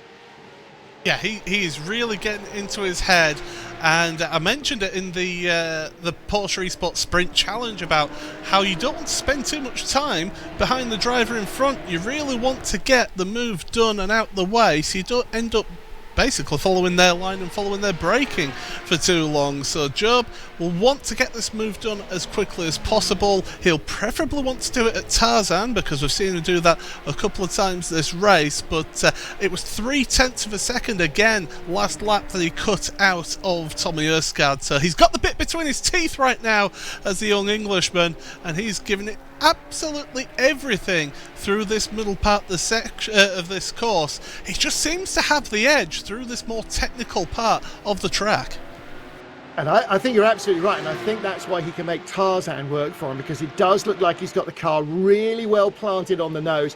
The other thing, of course, when you are following closely, things start to overheat because there's turbulent airflow going into your radiators, into your cooling ducts, and that is not clean airflow. Like turbulence affects a wing, it affects the cooling. You'll understeer more. These cars aren't hugely aero dependent, but it makes a difference. It all adds up. So the longer you follow him, the more he brings your speed down to his, which is not good, because then you've got nothing to play with. So you've got to make the move, as you say, as early as you can, but without giving him any opportunity then in the remaining quarter of an hour or less as we have now to try and overtake you where his car is stronger. The advantage that the attacking driver has here, Sebastian Job, is that he knows what he's doing and he can see where Østgaard is stronger and weaker.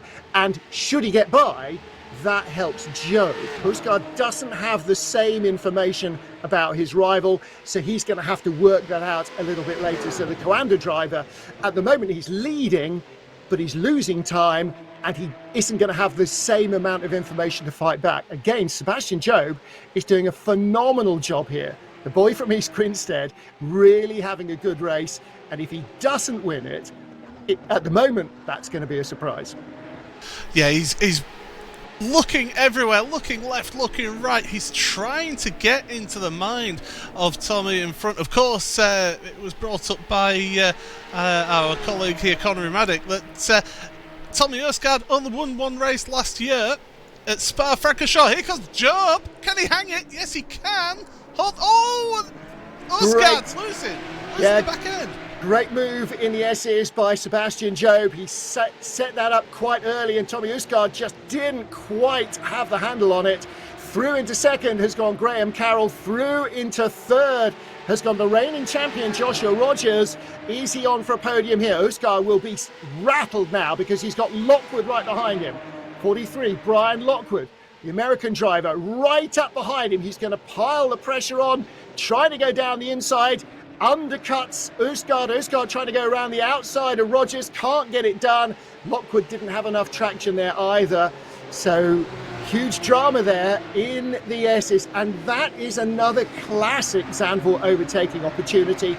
But boy, you have got to throw it up the inside, and that's what Sebastian Job seems to like. Something has happened to Martin Kroenke. I've seen him dropping down our order, and I do believe he's had a little incident with one of our newer drivers, and that's Max Verstappen, who made the move.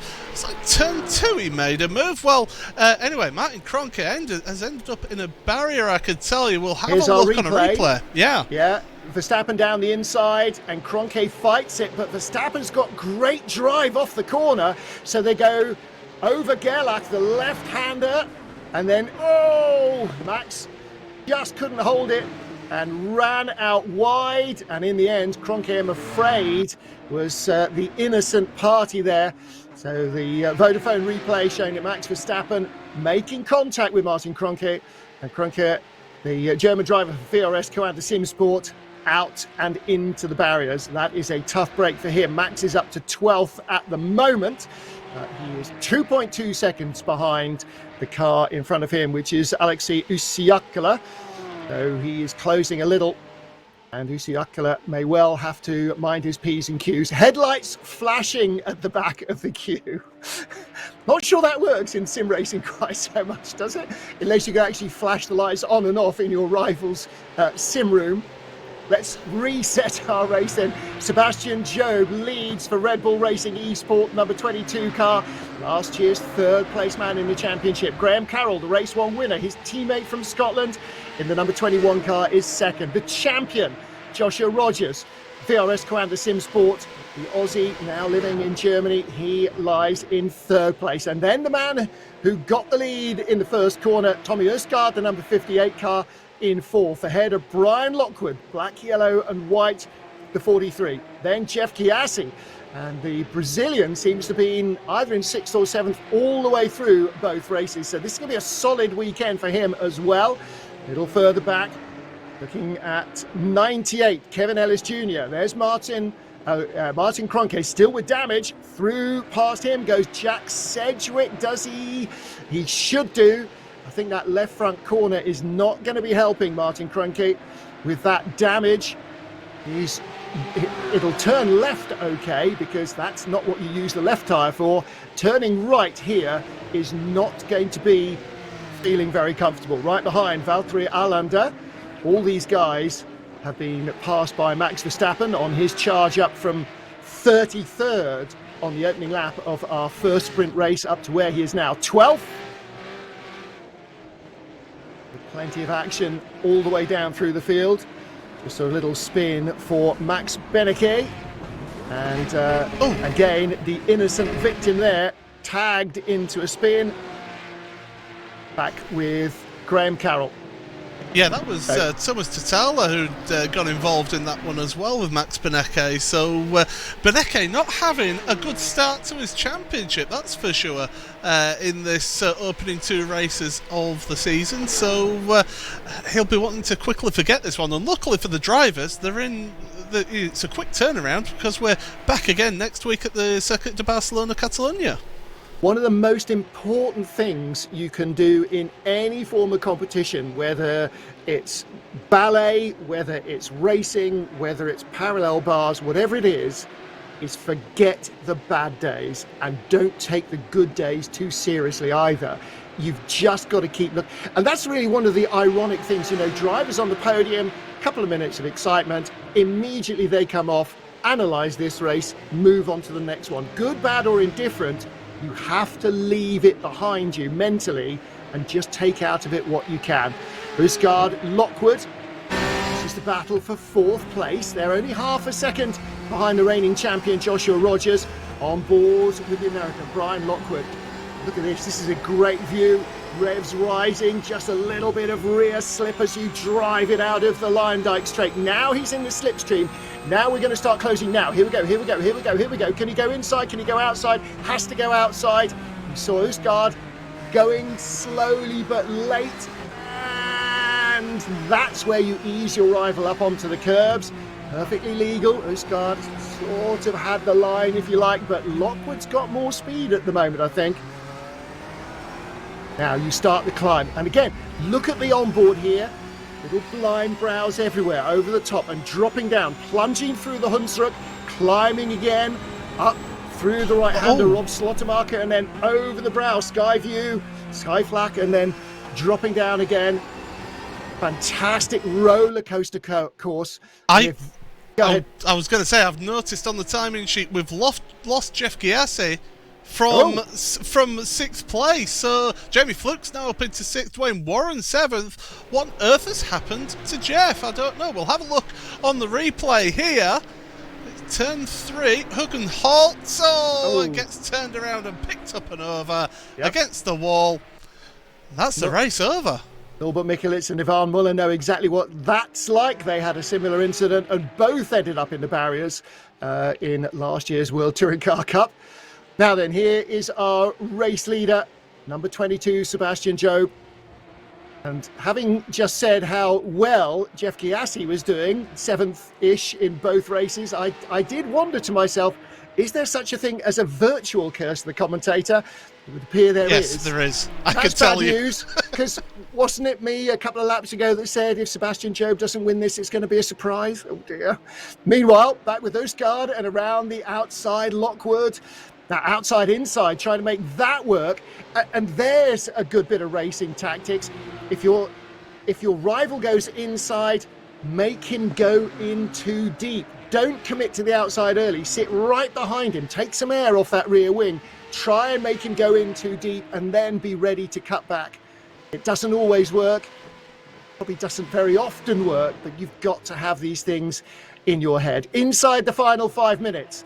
Race 2, weekend number 1 of the Porsche Tag Heuer Esports Supercup by iRacing for 2020. Circuit Park Zandvoort. It's a Red Bull 1-2. Sebastian Job ahead of his teammate, the race 1 winner, Graham Carroll. Reigning champion in 3rd place. And what is Joshua Rogers going to do about the podium? Is he just going to stay where he is? I think he might. Doesn't seem to have the pace of the Red Bull cars. And he doesn't want to get caught by this battle. Tommy Østgaard with the purple. Right behind him, Brian Lockwood in number 43. Great battle for 4th place between these two. It is fantastic to see this, and it's great to see new drivers into the series, Brian Lockwood specifically, being up at the front here and challenging for some really good points. So you mentioned earlier about how the drivers who had already qualified from finishing in the top 20 last season had the opportunity here to just sit back and wait until the season, whereas the rest of them qualifying, they're spending vital time not just in the seat of the car but also racing the car as well. And there's no substitute for actually racing these vehicles, because then you learn and get into the habit of what works and what doesn't work.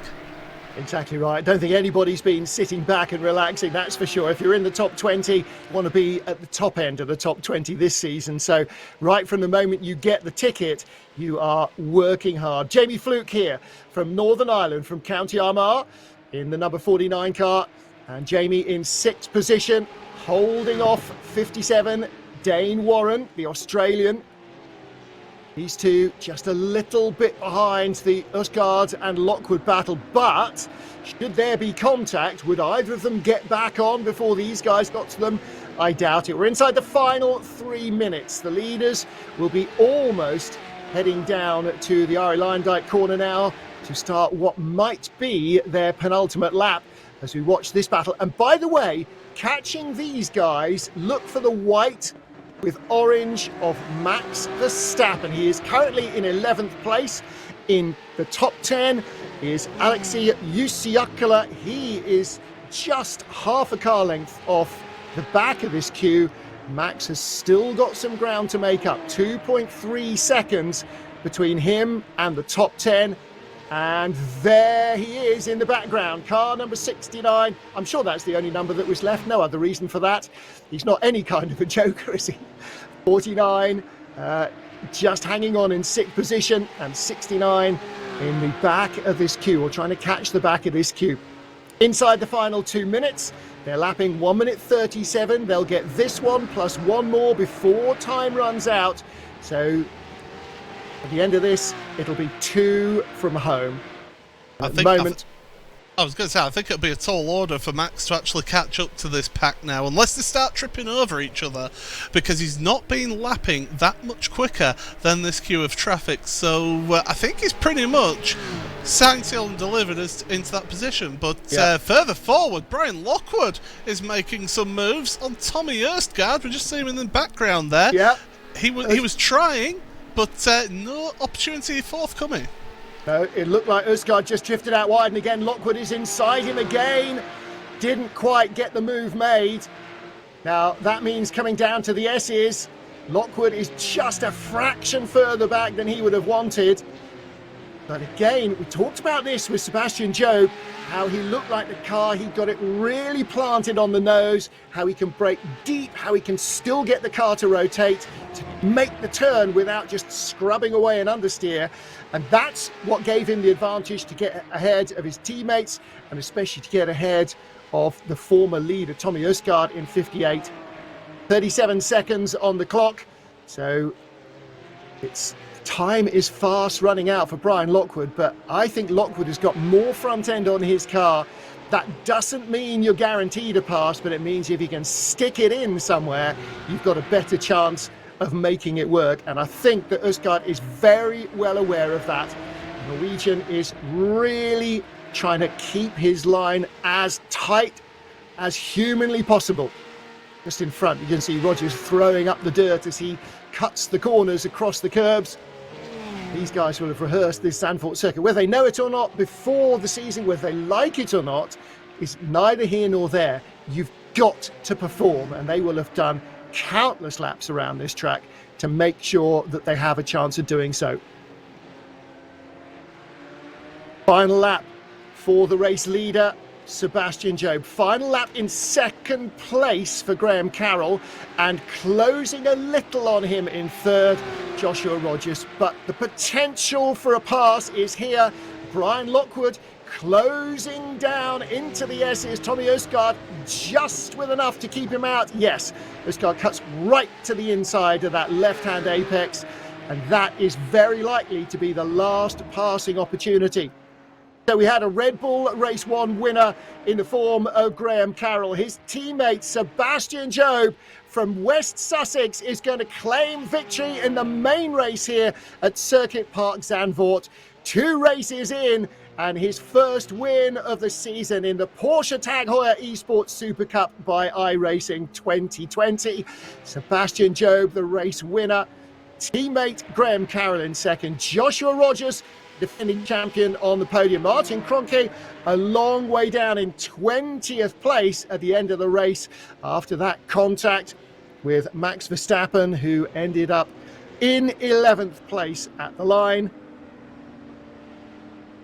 Jeff Chiassi, the Brazilian, ended the race 4 laps adrift out of the running, having been in the top 10 in both races.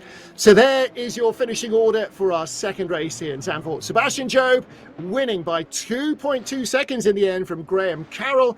Josh Rogers on the podium, who start his title defence with a very big points haul. Tommy Østgaard, Brian Lockwood, great battle for 4th, ahead of Jamie Fluke, who had his mirrors full of Dane Warren and Alejandro Sanchez, Max Backham, Alexei Usiakala, finishing in the end. How far ahead of the local hero? Max Verstappen was just behind him at the line, in fact. So a good run from Max Verstappen, who started race 1 in the 30s and ended race 2 just outside the top 10.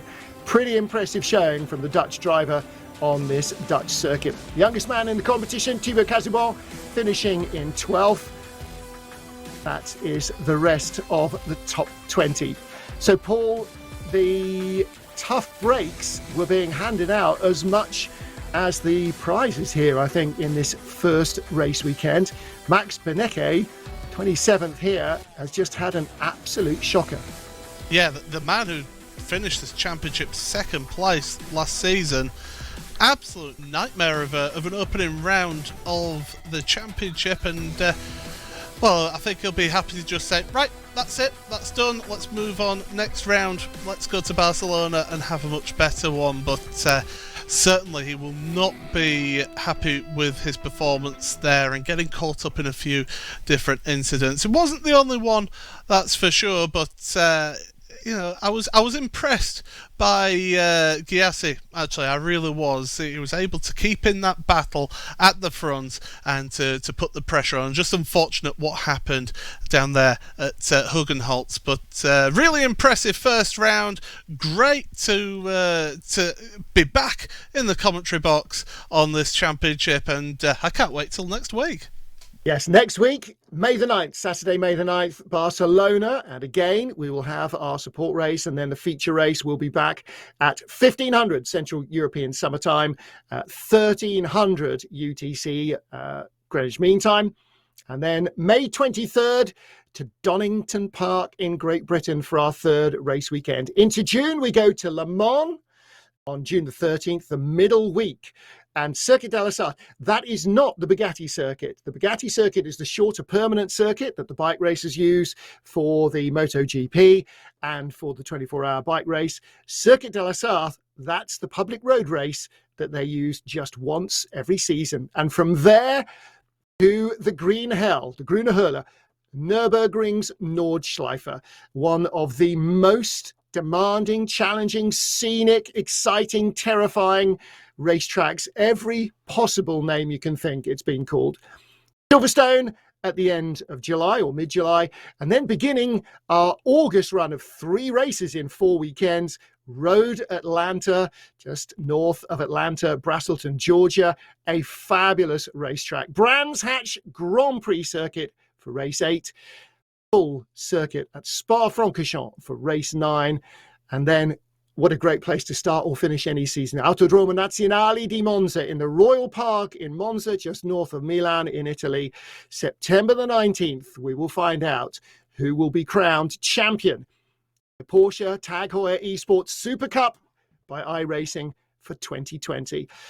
And Paul, it's been great to call these first couple of races.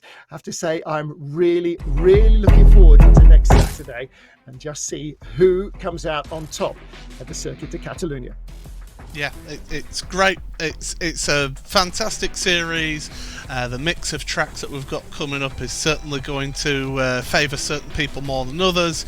And yeah, it's always an exciting championship. This we found that out last year, and we can only progress forward and see who starts coming to the fore as we go through that championship. Well, listen, we've enjoyed it. I think it's time to get back to Will and find out how the drivers enjoyed it. What a race. Couple of races we've actually had this Saturday afternoon. Will Vincent and Connery Maddock in the virtual iRacing studio. Thank you to Martin Haven and to Paul Smith for 2 excellent calls of the races. Well, after all, it's Martin Haven, what do you expect? But we've got some drivers that we're going to start talking to in a moment. Key point though, Connery, Red Bull, they have stamped a marker on this championship. Victory in race number 1 for Graham Carroll, and victory in race number 2 for the English driver Sebastian Job, joined with a 1-2 by Graham Carroll in that feature. And for Sebastian, he's now $1,000 richer. For Graham Carroll, $400 richer. Yeah, and of course, crucial points to that $200,000 prize pool as well. Sebastian Job, what a drive, especially in that feature race, just scything his way through the field, passing some of the his biggest competitors here on iRacing, and making it seem so simple. That was one of the most impressive drives I've ever seen from him. That Red Bull Racing Esports team, just in general, must have been doing a whole bunch of preparation in the off-season to get to the position where they are right now, because it's looking absolutely stellar for them, with Graham Carroll also winning that first heat race and coming home second in the feature as well. I don't think you could have really asked for a better day for Red Bull. And you've got to be true and honest about this performance as well. Seb passed 2 drivers to get himself to the front of the field. He passed his own teammate and he passed Tommy Erskine. Now, yes, Erskine had made a slight mistake down at the S. However, Seb was pushing, Seb was there, he was waiting for that mistake, and he capitalised on it. Yeah, we were, talking about throughout the race, even in the Porsche Esports Sprint Challenge, how difficult it is to try and manage an overtake here. But Seb just made it seem so simple against some of the most tough competition. Joshua Rogers isn't an easy competitor to pass. Tommy Erskine is not an easy competitor to pass, and his own teammate of Graham Carroll also, an incredible defender, which is what I said in the pre-show to this race.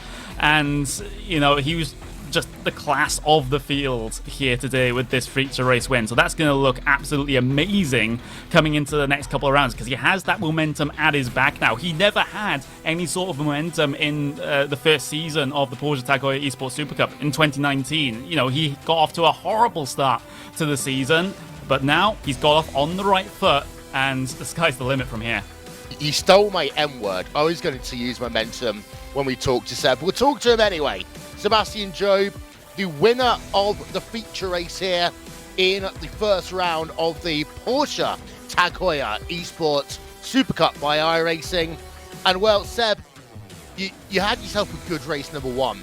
You then got yourself a fantastic feature race. Talk us through it and talk us through how it feels to win the first round of the Porsche Tag Heuer Esports Supercup. Hey guys, yeah, it's quite a good feeling. I can't understate that really. I was extremely happy when I crossed the line. Yeah, it started off kind of rough. I'll start with qualifying because I actually I was hoping to try and sandbag a bit and try and get near the front of the grid because I knew it's so difficult to pass on this track. It's just one of those things for this track. But I was looking at the times during my lap and noticed how close everyone was, and I just decided not to risk it. So I ended up P3 and then managed to get a couple of places on the start.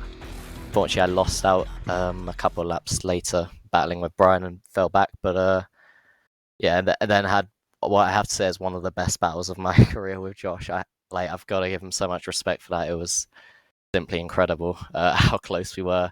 Like, we weren't giving any room to each other, and we still didn't crash. It was just ridiculous. So yeah, the first race didn't exactly go to plan. I didn't gain as many places as I hoped, but in the feature race, it all just came together. Managed to pick people off one by one, and then finally, when I got past Graham, I could stretch my legs a bit and chase down Tommy. And then an unfortunate bit of contact. I don't think you could blame either of us there. It was just very hard racing. Tommy said the same to me as well. So yeah, just a bit of a shame that it ends like that. But I think I don't think I was too at fault. So yeah, it is what it is. But yeah, very very good way to start the season. We put in a lot of work over since the last season ended, and it's incredibly nice to see how well it paid off. And the back end of last season, we really did see you come alive in this series. And a big part of that is that relationship that you've got with that Red Bull Racing Esports organization. And they were joking on the broadcast whether it's going to be a multi-21, multi-22. But how has that experience been working with Graham and working with Patrick Bean over the off-season to get yourself ready for what, in my eyes, is even more competitive than last year? Yeah, I agree with you on that. It's definitely more competitive. We've, in a team sense, we've put in a crazy amount of effort. We did a couple of special events, the endurance races, and I think you could sort of see it coming together there. In the Bathurst race, we had some really good pace in the exact same car as this, but we had a crash, unfortunately, while leading. Sebring, we won that, obviously, in a close race, and gradually we've just been improving over the off-season, and now it's come to the first round, and we've managed to put it all together. Just lots more hours, lots more setup work. We're all practicing an incredible amount, and it seems to be paying off. And then on my side, I've completely changed my entire setup. All my equipment's completely different and upgraded, so that's helped big time as well. It's just 1 week before we do it all over again at Circuit de Barcelona, Catalunya, for the second of our rounds in the Porsche Tag Heuer Esports Supercup. What's your thoughts as we head ourselves to what is a very, very different type of racetrack? I can't wait for it. We actually raced there a couple of weeks ago in the pre-season test, and obviously because we knew it was round 2, we put in a lot of effort, and the pace was very strong there, so I'm very excited for that, and yeah, ready to do it all again. Well, ladies and gentlemen, that is the number 22, the Englishman Sebastian Job from Red Bull Racing Esports. And well, I could go on for about the next 4 hours about how impressive that performance was, Connery. I think really we saw it many years ago in Grand Prix racing. We saw that first glimmer that we knew that Seb could well become a champion. Last end of the season, the last part of last season even, we saw him doing some fantastic performances. I just think that there's a new leader in town, and it's called Red Bull Racing Esports, by the look of it, and Seb is at the forefront of that. Yeah, it's absolutely brilliant to witness, and you're absolutely right. When it came to the end of the last season, Job was able to get those results up onto the board, but unfortunately for him in 2019, it was too little too late for him. He was still able to recover into a good points finishing position, but not quite able to challenge Josh Rogers or Max Benecke for the actual Porsche Tag Heuer Esports Supercup champion. He wasn't able to challenge for that title, but now I think this year is going to be very, very different. Of course, we're only, technically 2 races into this season, and it might be a little bit too early to be talking about things like that, but if Job can extrapolate this trend over the next couple of races, then my word, I don't think there's anything going to stop them. And I'm going to do my quick Al Michaels moment, because he always likes to talk about the favourites. And coming into this race, Seb was 3rd favourite to win.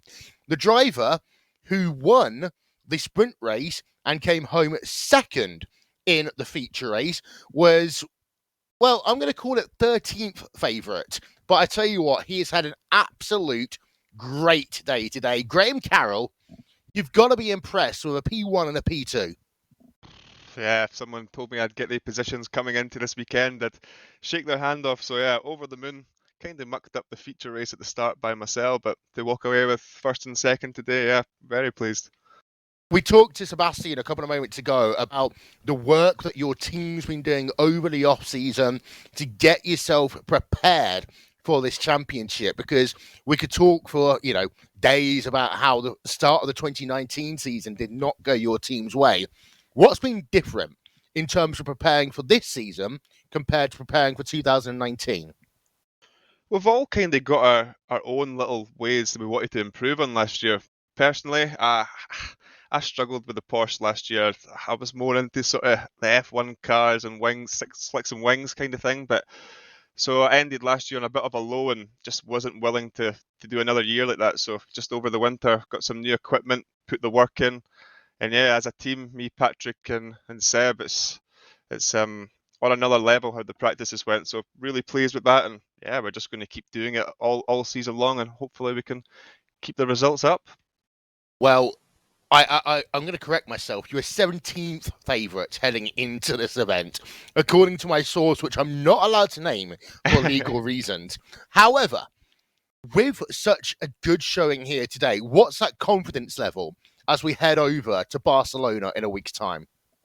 Yep, very high, very high. Even sort of pre-season pace comparing to guys like Patrick and Seb. Compared to last year, I was a couple of tenths off all the time, where this time we're sort of we're very close on time. So even that's a big confidence boost. And today, yeah, skyrockets the confidence. So straight back to Barcelona, maybe a day off doing some F1 Esports tomorrow, and then back to it on Monday. Practice starts, and then yeah, looking forward to Barcelona. I prefer that combo a bit more with the car and track. So yeah, it should be a good one.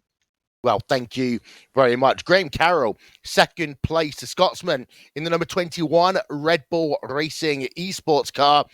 And, well, Connery, I've been doing my Al Michaels impression for the last couple of minutes, but if there was to be the odds for a Red Bull Racing 1-2, I mean, it would have been high at the start of the season. I think that those odds would be absolutely slashed now heading into Barcelona. Yeah, I think they are as well. Like I said, the amount of preparation they've done in the off-season has been great. We even saw in the media days, sort of the pre-season races, Sebastian Job was also up there and fighting in amongst those top positions. And it seemed like he's been able to convert that form into the racing here today when all of the pressure is on his shoulders. He wasn't gifted this feature race win on a silver platter. He started in 5th place. Yes, like you said, it was a mistake from Østgaard to be able to put him into that position, but still, it's a great run for him. Carroll as well, just the mental fortitude to hold on to one of those top spots as well. It wasn't the very top spot, which is where he started in the feature race, but to keep the entire train behind him for a 2nd place finish, that in its own right deserves a bit of a shout out as well, because Carroll, a great defender on the best of occasions, and he's shown that this is a pretty good one as well. Rounding out your podium is the Australian driver by nationality, now racing, of course, in the team house in Germany, just outside of Cologne. Joshua Rogers claiming third place here today in the feature.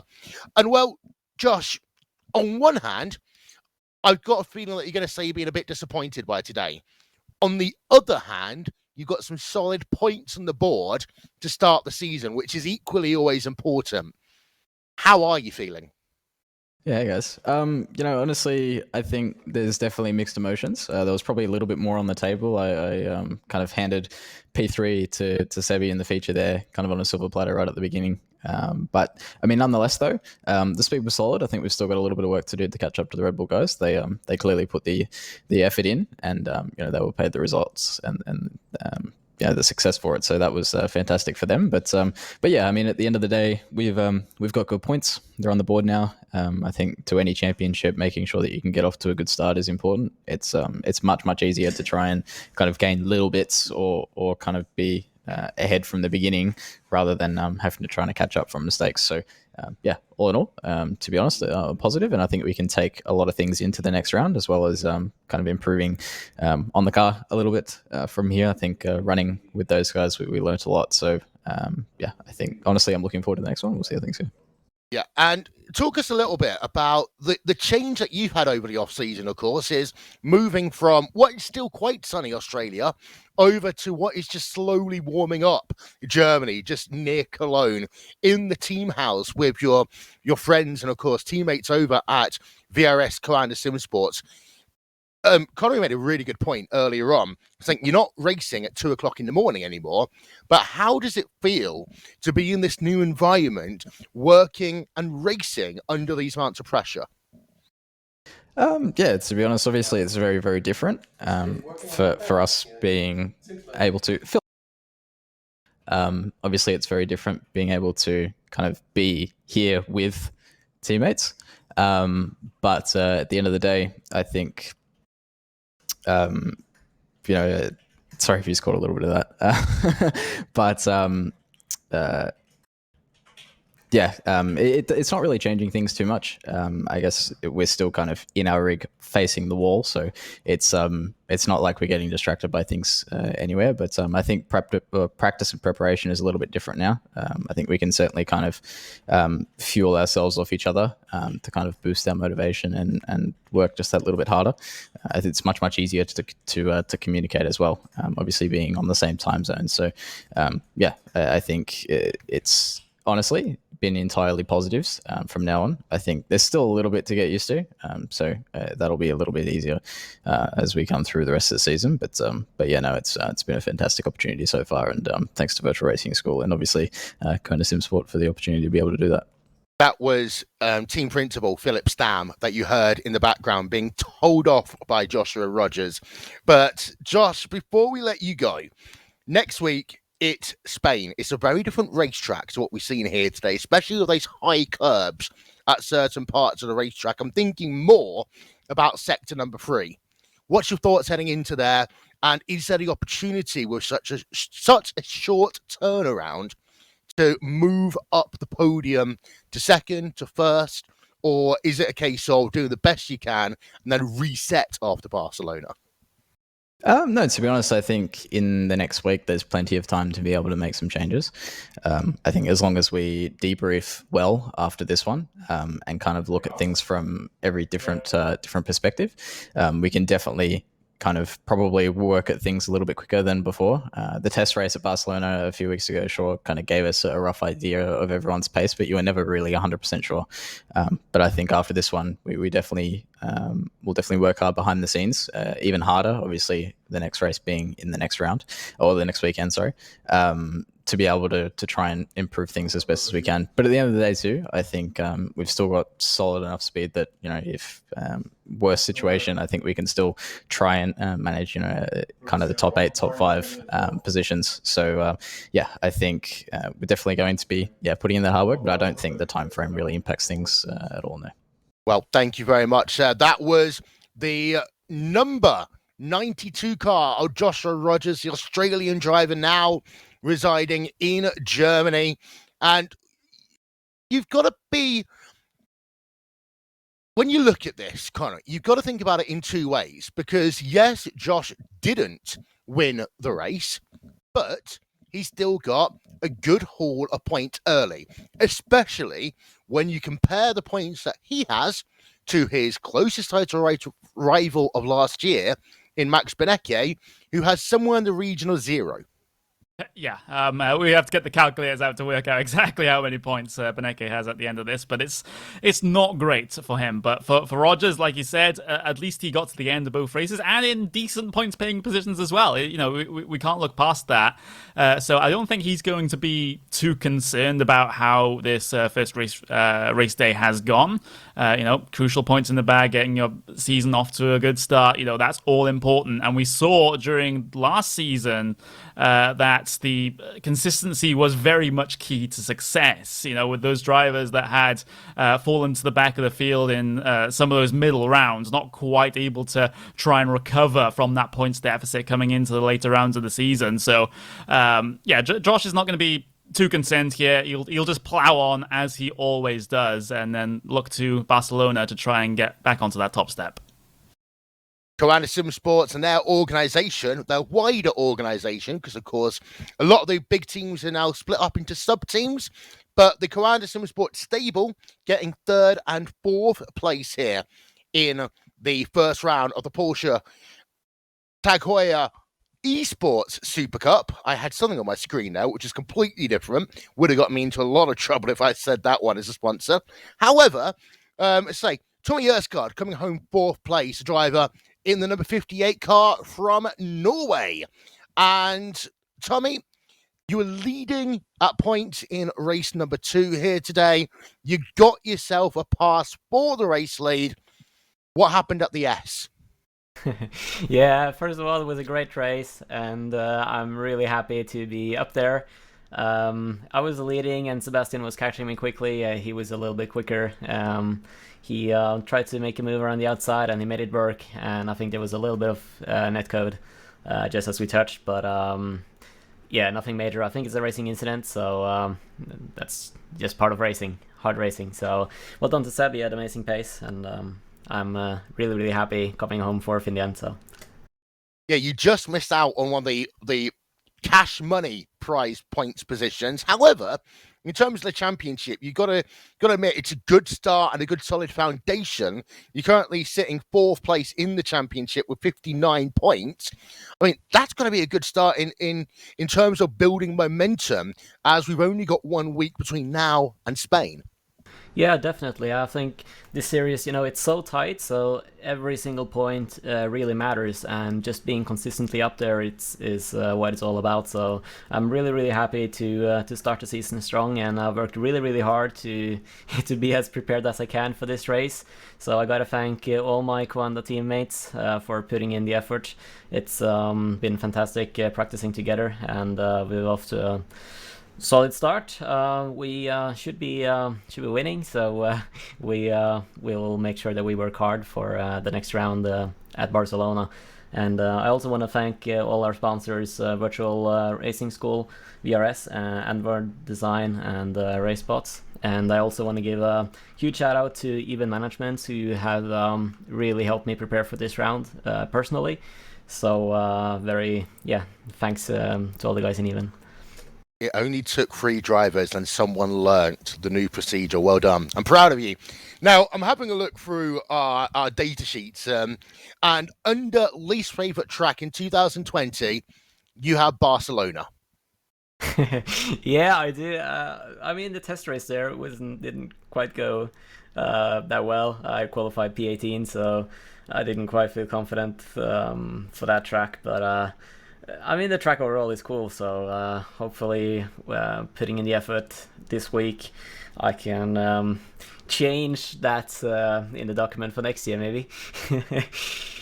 Well, good luck. We'll see you in a week's time at Barcelona. Ladies and gentlemen, that is Tommy Ersgaard in the number 58 car for Coanda Sim Sports. And he's a happy chap, it seems, right now, Connery. And I think that's important because he has got so much potential. I've seen so many good, fun races with Erskard in there. And there's a little point that the viewers should probably know a little bit more about, that he's the only sim racer who is a part of the Team Norway, the Norwegian Automobile Sport Federation, elite athletes in motorsports. Yeah, he is. So, doing things even in the background there, Tommy Isgard to, try and deliver his brand, I suppose. But, Tommy's always been one of those racers, like you said, has always had that potential to be something quite special. And we're starting to see him really come to a forefront now. He did pick up, remember, that feature race win at Spa last season with a last lap pass over Patrick Holtzman at the time. So, he has the potential in him to go and chase for these race wins. It was almost there for him here today, but unfortunately he cracked under a little bit of pressure. But we all go through those sorts of learning phases, I suppose, when trying to race at the top level of competition. Yeah, and our final of our interviews here is fifth place. It is the driver in the number 43 car representing Racecraft Esports, and I must say, I do love the little gold trim on that car. It is Brian Lockwood. And Brian, well, first of all, you've got yourself a top 5 in the feature race of the Esports Supercup. You got to be impressed and happy with that. Oh, I'm incredibly happy, Will. I really am. This is my first race in the Supercup, and just wow. I put so much work into this result, and I'm really happy all those hours paid off in a big way on my debut. But, I couldn't have done it without the people I was working with. Jeff Giassi, Red Bull Esports, Marco Nurmello, Luca Crisavi of Racecraft Esports all helped me out with improving my driving. So, yeah, I mean, it's really all thanks to those guys that I was able to get this result. So, in terms of, you did what many other people did. You gave us a long bunch of information at the start of the season, and you basically said you wanted to just get a top 20 this season. I'm assuming all of a sudden you want to set your goals a little bit higher. Well, the main goal is staying the same. I want to finish top 20. I don't want to get ahead of myself. This was certainly a good showing, but I put 65 hours of driving time into practicing for this one, so I don't think I'm going to be able to do that much for every race. So we'll see how the season goes, but certainly going to be looking for more top 10s, top 5s, and maybe even some podiums or wins. And next week, it's a short turnaround to Circuit Barcelona Catalunya, which, of course, you ran in the kind of media day race. But how are you looking forward to that in a week's time? Because it's not as flowing as what we have here at Zandvoort. It's a little bit more stop-start, a little bit more riding the curbs. Is that something that you're ready for? Well, we'll find out. I think I improved a lot in the practice that I did for this race. So hopefully I can carry that over to my previous experience at Barcelona. And, as you said, different type of track, different types of corners. But hopefully I'll be able to bring the same kind of pace I did today. Well, thank you very much then. From Tallahassee, Florida, Brian Lockwood in the number 43 car, and he gets himself a P5 on his series debut here in the Porsche Tag Heuer Esports Supercup. I've done it again. I need to get rid of that graphic up on my screen, which is confusing me right now. But yes, Brian Lockwood getting himself 5th place in the first round of the Porsche Tag Heuer Esports Supercup by iRacing. And of course, for those of you who missed it earlier on, we're going to have Sebastian Job $1,000 richer by winning the feature race. Graham Carroll $400 to the good by coming home 2nd place. Joshua Rogers will get himself a total of $200 for coming home in 3rd. Not bad for an afternoon's worth of racing. And again, it's a part of the $200,000 prize pool that is on offer, with $50,000 going to the series champion. And Connery, we've seen some great, absolutely incredible racing today. And one thing I will say is actually it's much more competitive, yes, on one hand than I thought, but we didn't have as many incidents during the race as I thought we might have done. And I think the drivers will actually agree with you, at least for those drivers in the sort of front half of the field. I doubt the drivers towards the back will be wouldn't really agree with that. But, it's been a lot cleaner than we have previously seen. That is for sure. Everyone just, turning things down just a notch, but still keeping that same intensity that we've come to expect from this series, which is absolutely fantastic to see. It could be also due to the fact that everyone knows that this is the first round of the season and they just want to get to the end and then maybe go for a couple more aggressive moves a little bit later on in the season. But for now, everything looks so positive, and it just goes to show why this is the best sim racing esports competition that there is out there. No doubt. Yeah, and just having a look through some of the other results, we've got a couple of people I want to talk about. First of all, Dane Warren, P number 7, incredible debut into the series. Yeah, absolutely, incredible. And I know I said, even in the, directly after the race, that he was one of those drivers that has really surprised me coming into this. Of course, he had to go through the entire qualifying season, so he has experience with the current state of the car, at his back, so he can use that to his advantage because he's raced this car week in, week out during that qualifying series. But to see him convert that sort of pace into the highest level of competition, that is absolutely incredible. So I'm really interested to see what he can do in the next couple of rounds of the season and whether or not he'll actually have a bit of a shot at the championship. I think he's going to be on the outside looking in. I'm certainly not going to say anything's for certain, after round number 1, but he could be a player. And then you've got to think about Team Redline. They had some good performances here today. I want to talk a little bit more about the opposite end of the table in a bit. But Alexei Yakola, he finished himself inside the top 10 today. P number 11, Max Verstappen, coming home in a solid position. You've got to remember that Max essentially worked himself up from a not-so-great qualifying to a middle-of-the-road race number 1, and then gaining 10 positions in race number 2. Yeah, it's brilliant work, but we've come to expect that from Max Verstappen just, due to the name value. You see Max Verstappen, he's going to be moving his way forward in these sorts of races, and he showed that here today, gaining 10 positions in the feature race. But you have to say, though, still with that in mind, Will, you have to be disappointed if you're Redline coming out of this race because you didn't get anywhere near the top 5 positions, which is where they would have expected to be in this series. They had drivers, retire from this race. They had Max Benecke have problems. You see other drivers further down the field that just really did not get going in this one. So Redline are going to have a hard, long think before Barcelona and try and figure out what went wrong here because, another couple of races like that and all of their drivers are out of the championship. Yeah, and, well, thankfully you said it, so I don't have to. But I will agree that having Max Benecke with a grand total of 0 points in the championship after the first 2 races of the season, that is certainly something he was not looking forward to. Of course, technically, Benecke drives the Porsche 24 car by Redline, so not a good showing, unfortunately, for that car at the start of this season.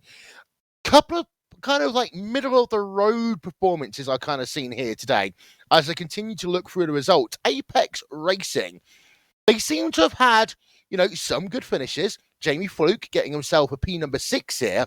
But as a team, I'm thinking that they were probably hoping to get at least one more car inside the top 10.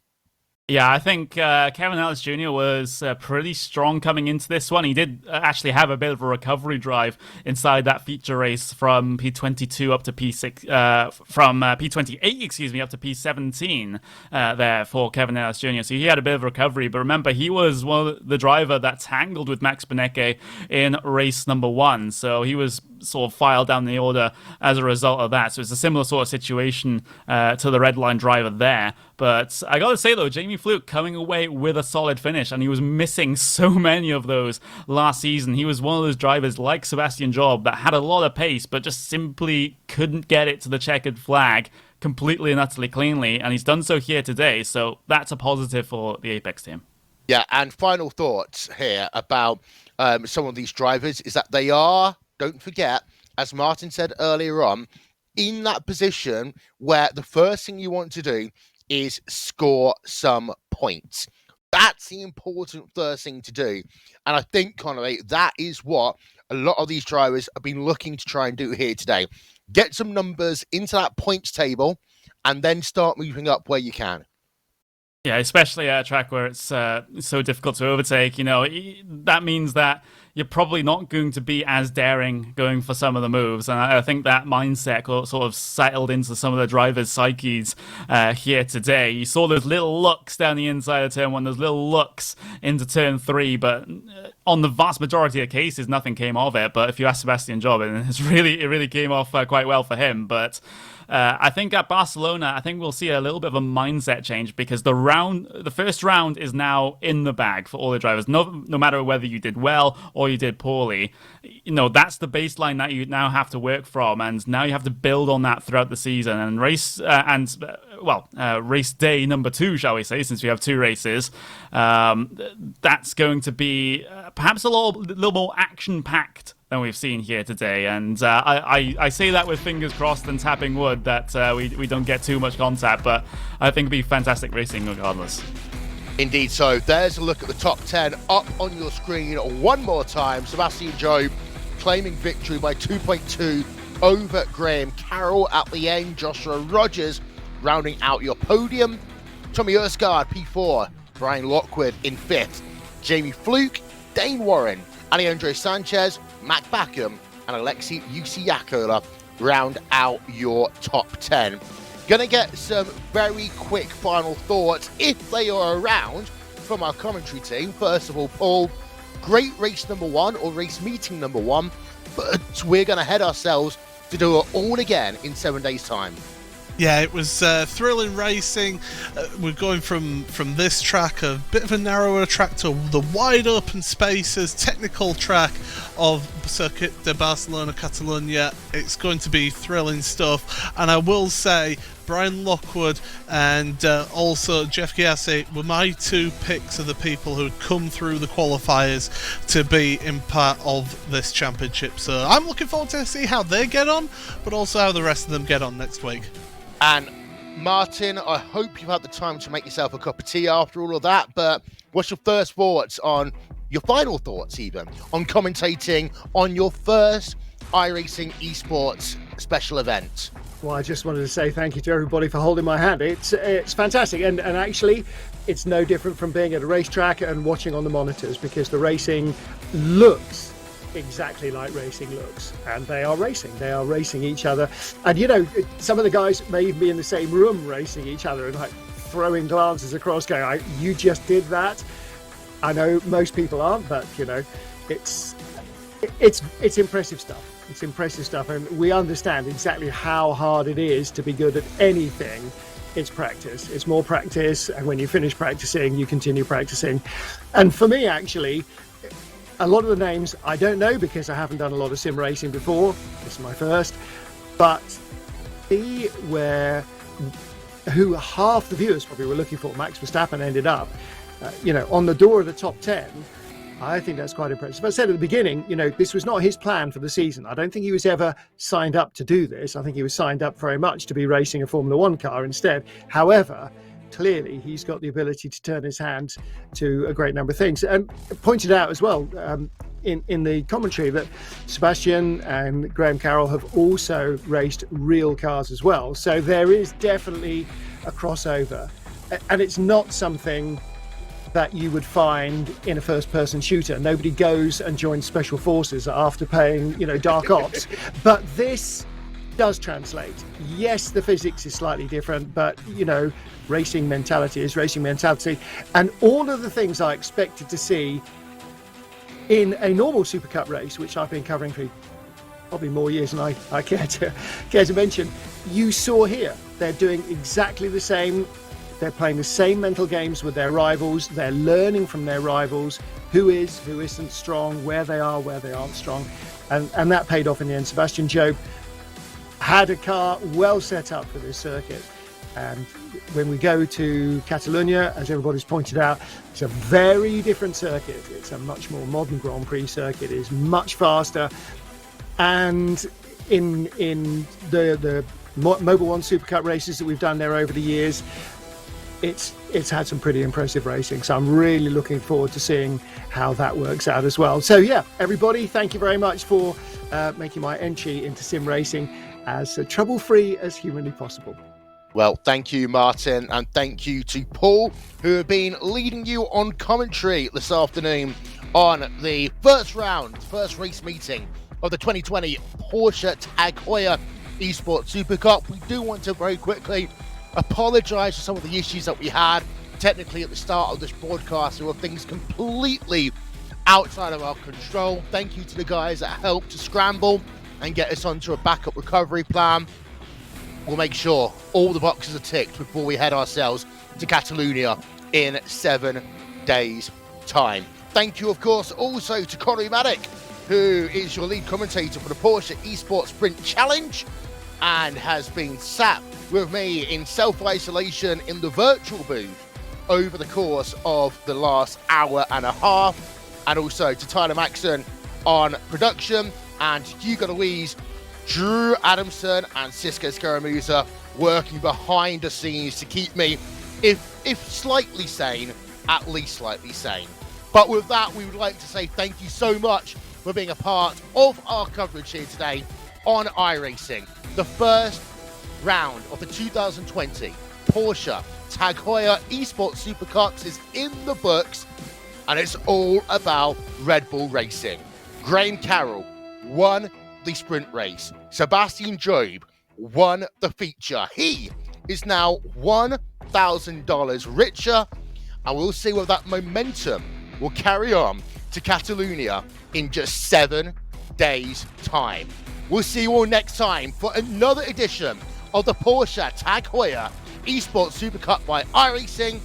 My name is Will Vincent, and we'll see you all next time. Goodbye from Zandvoort.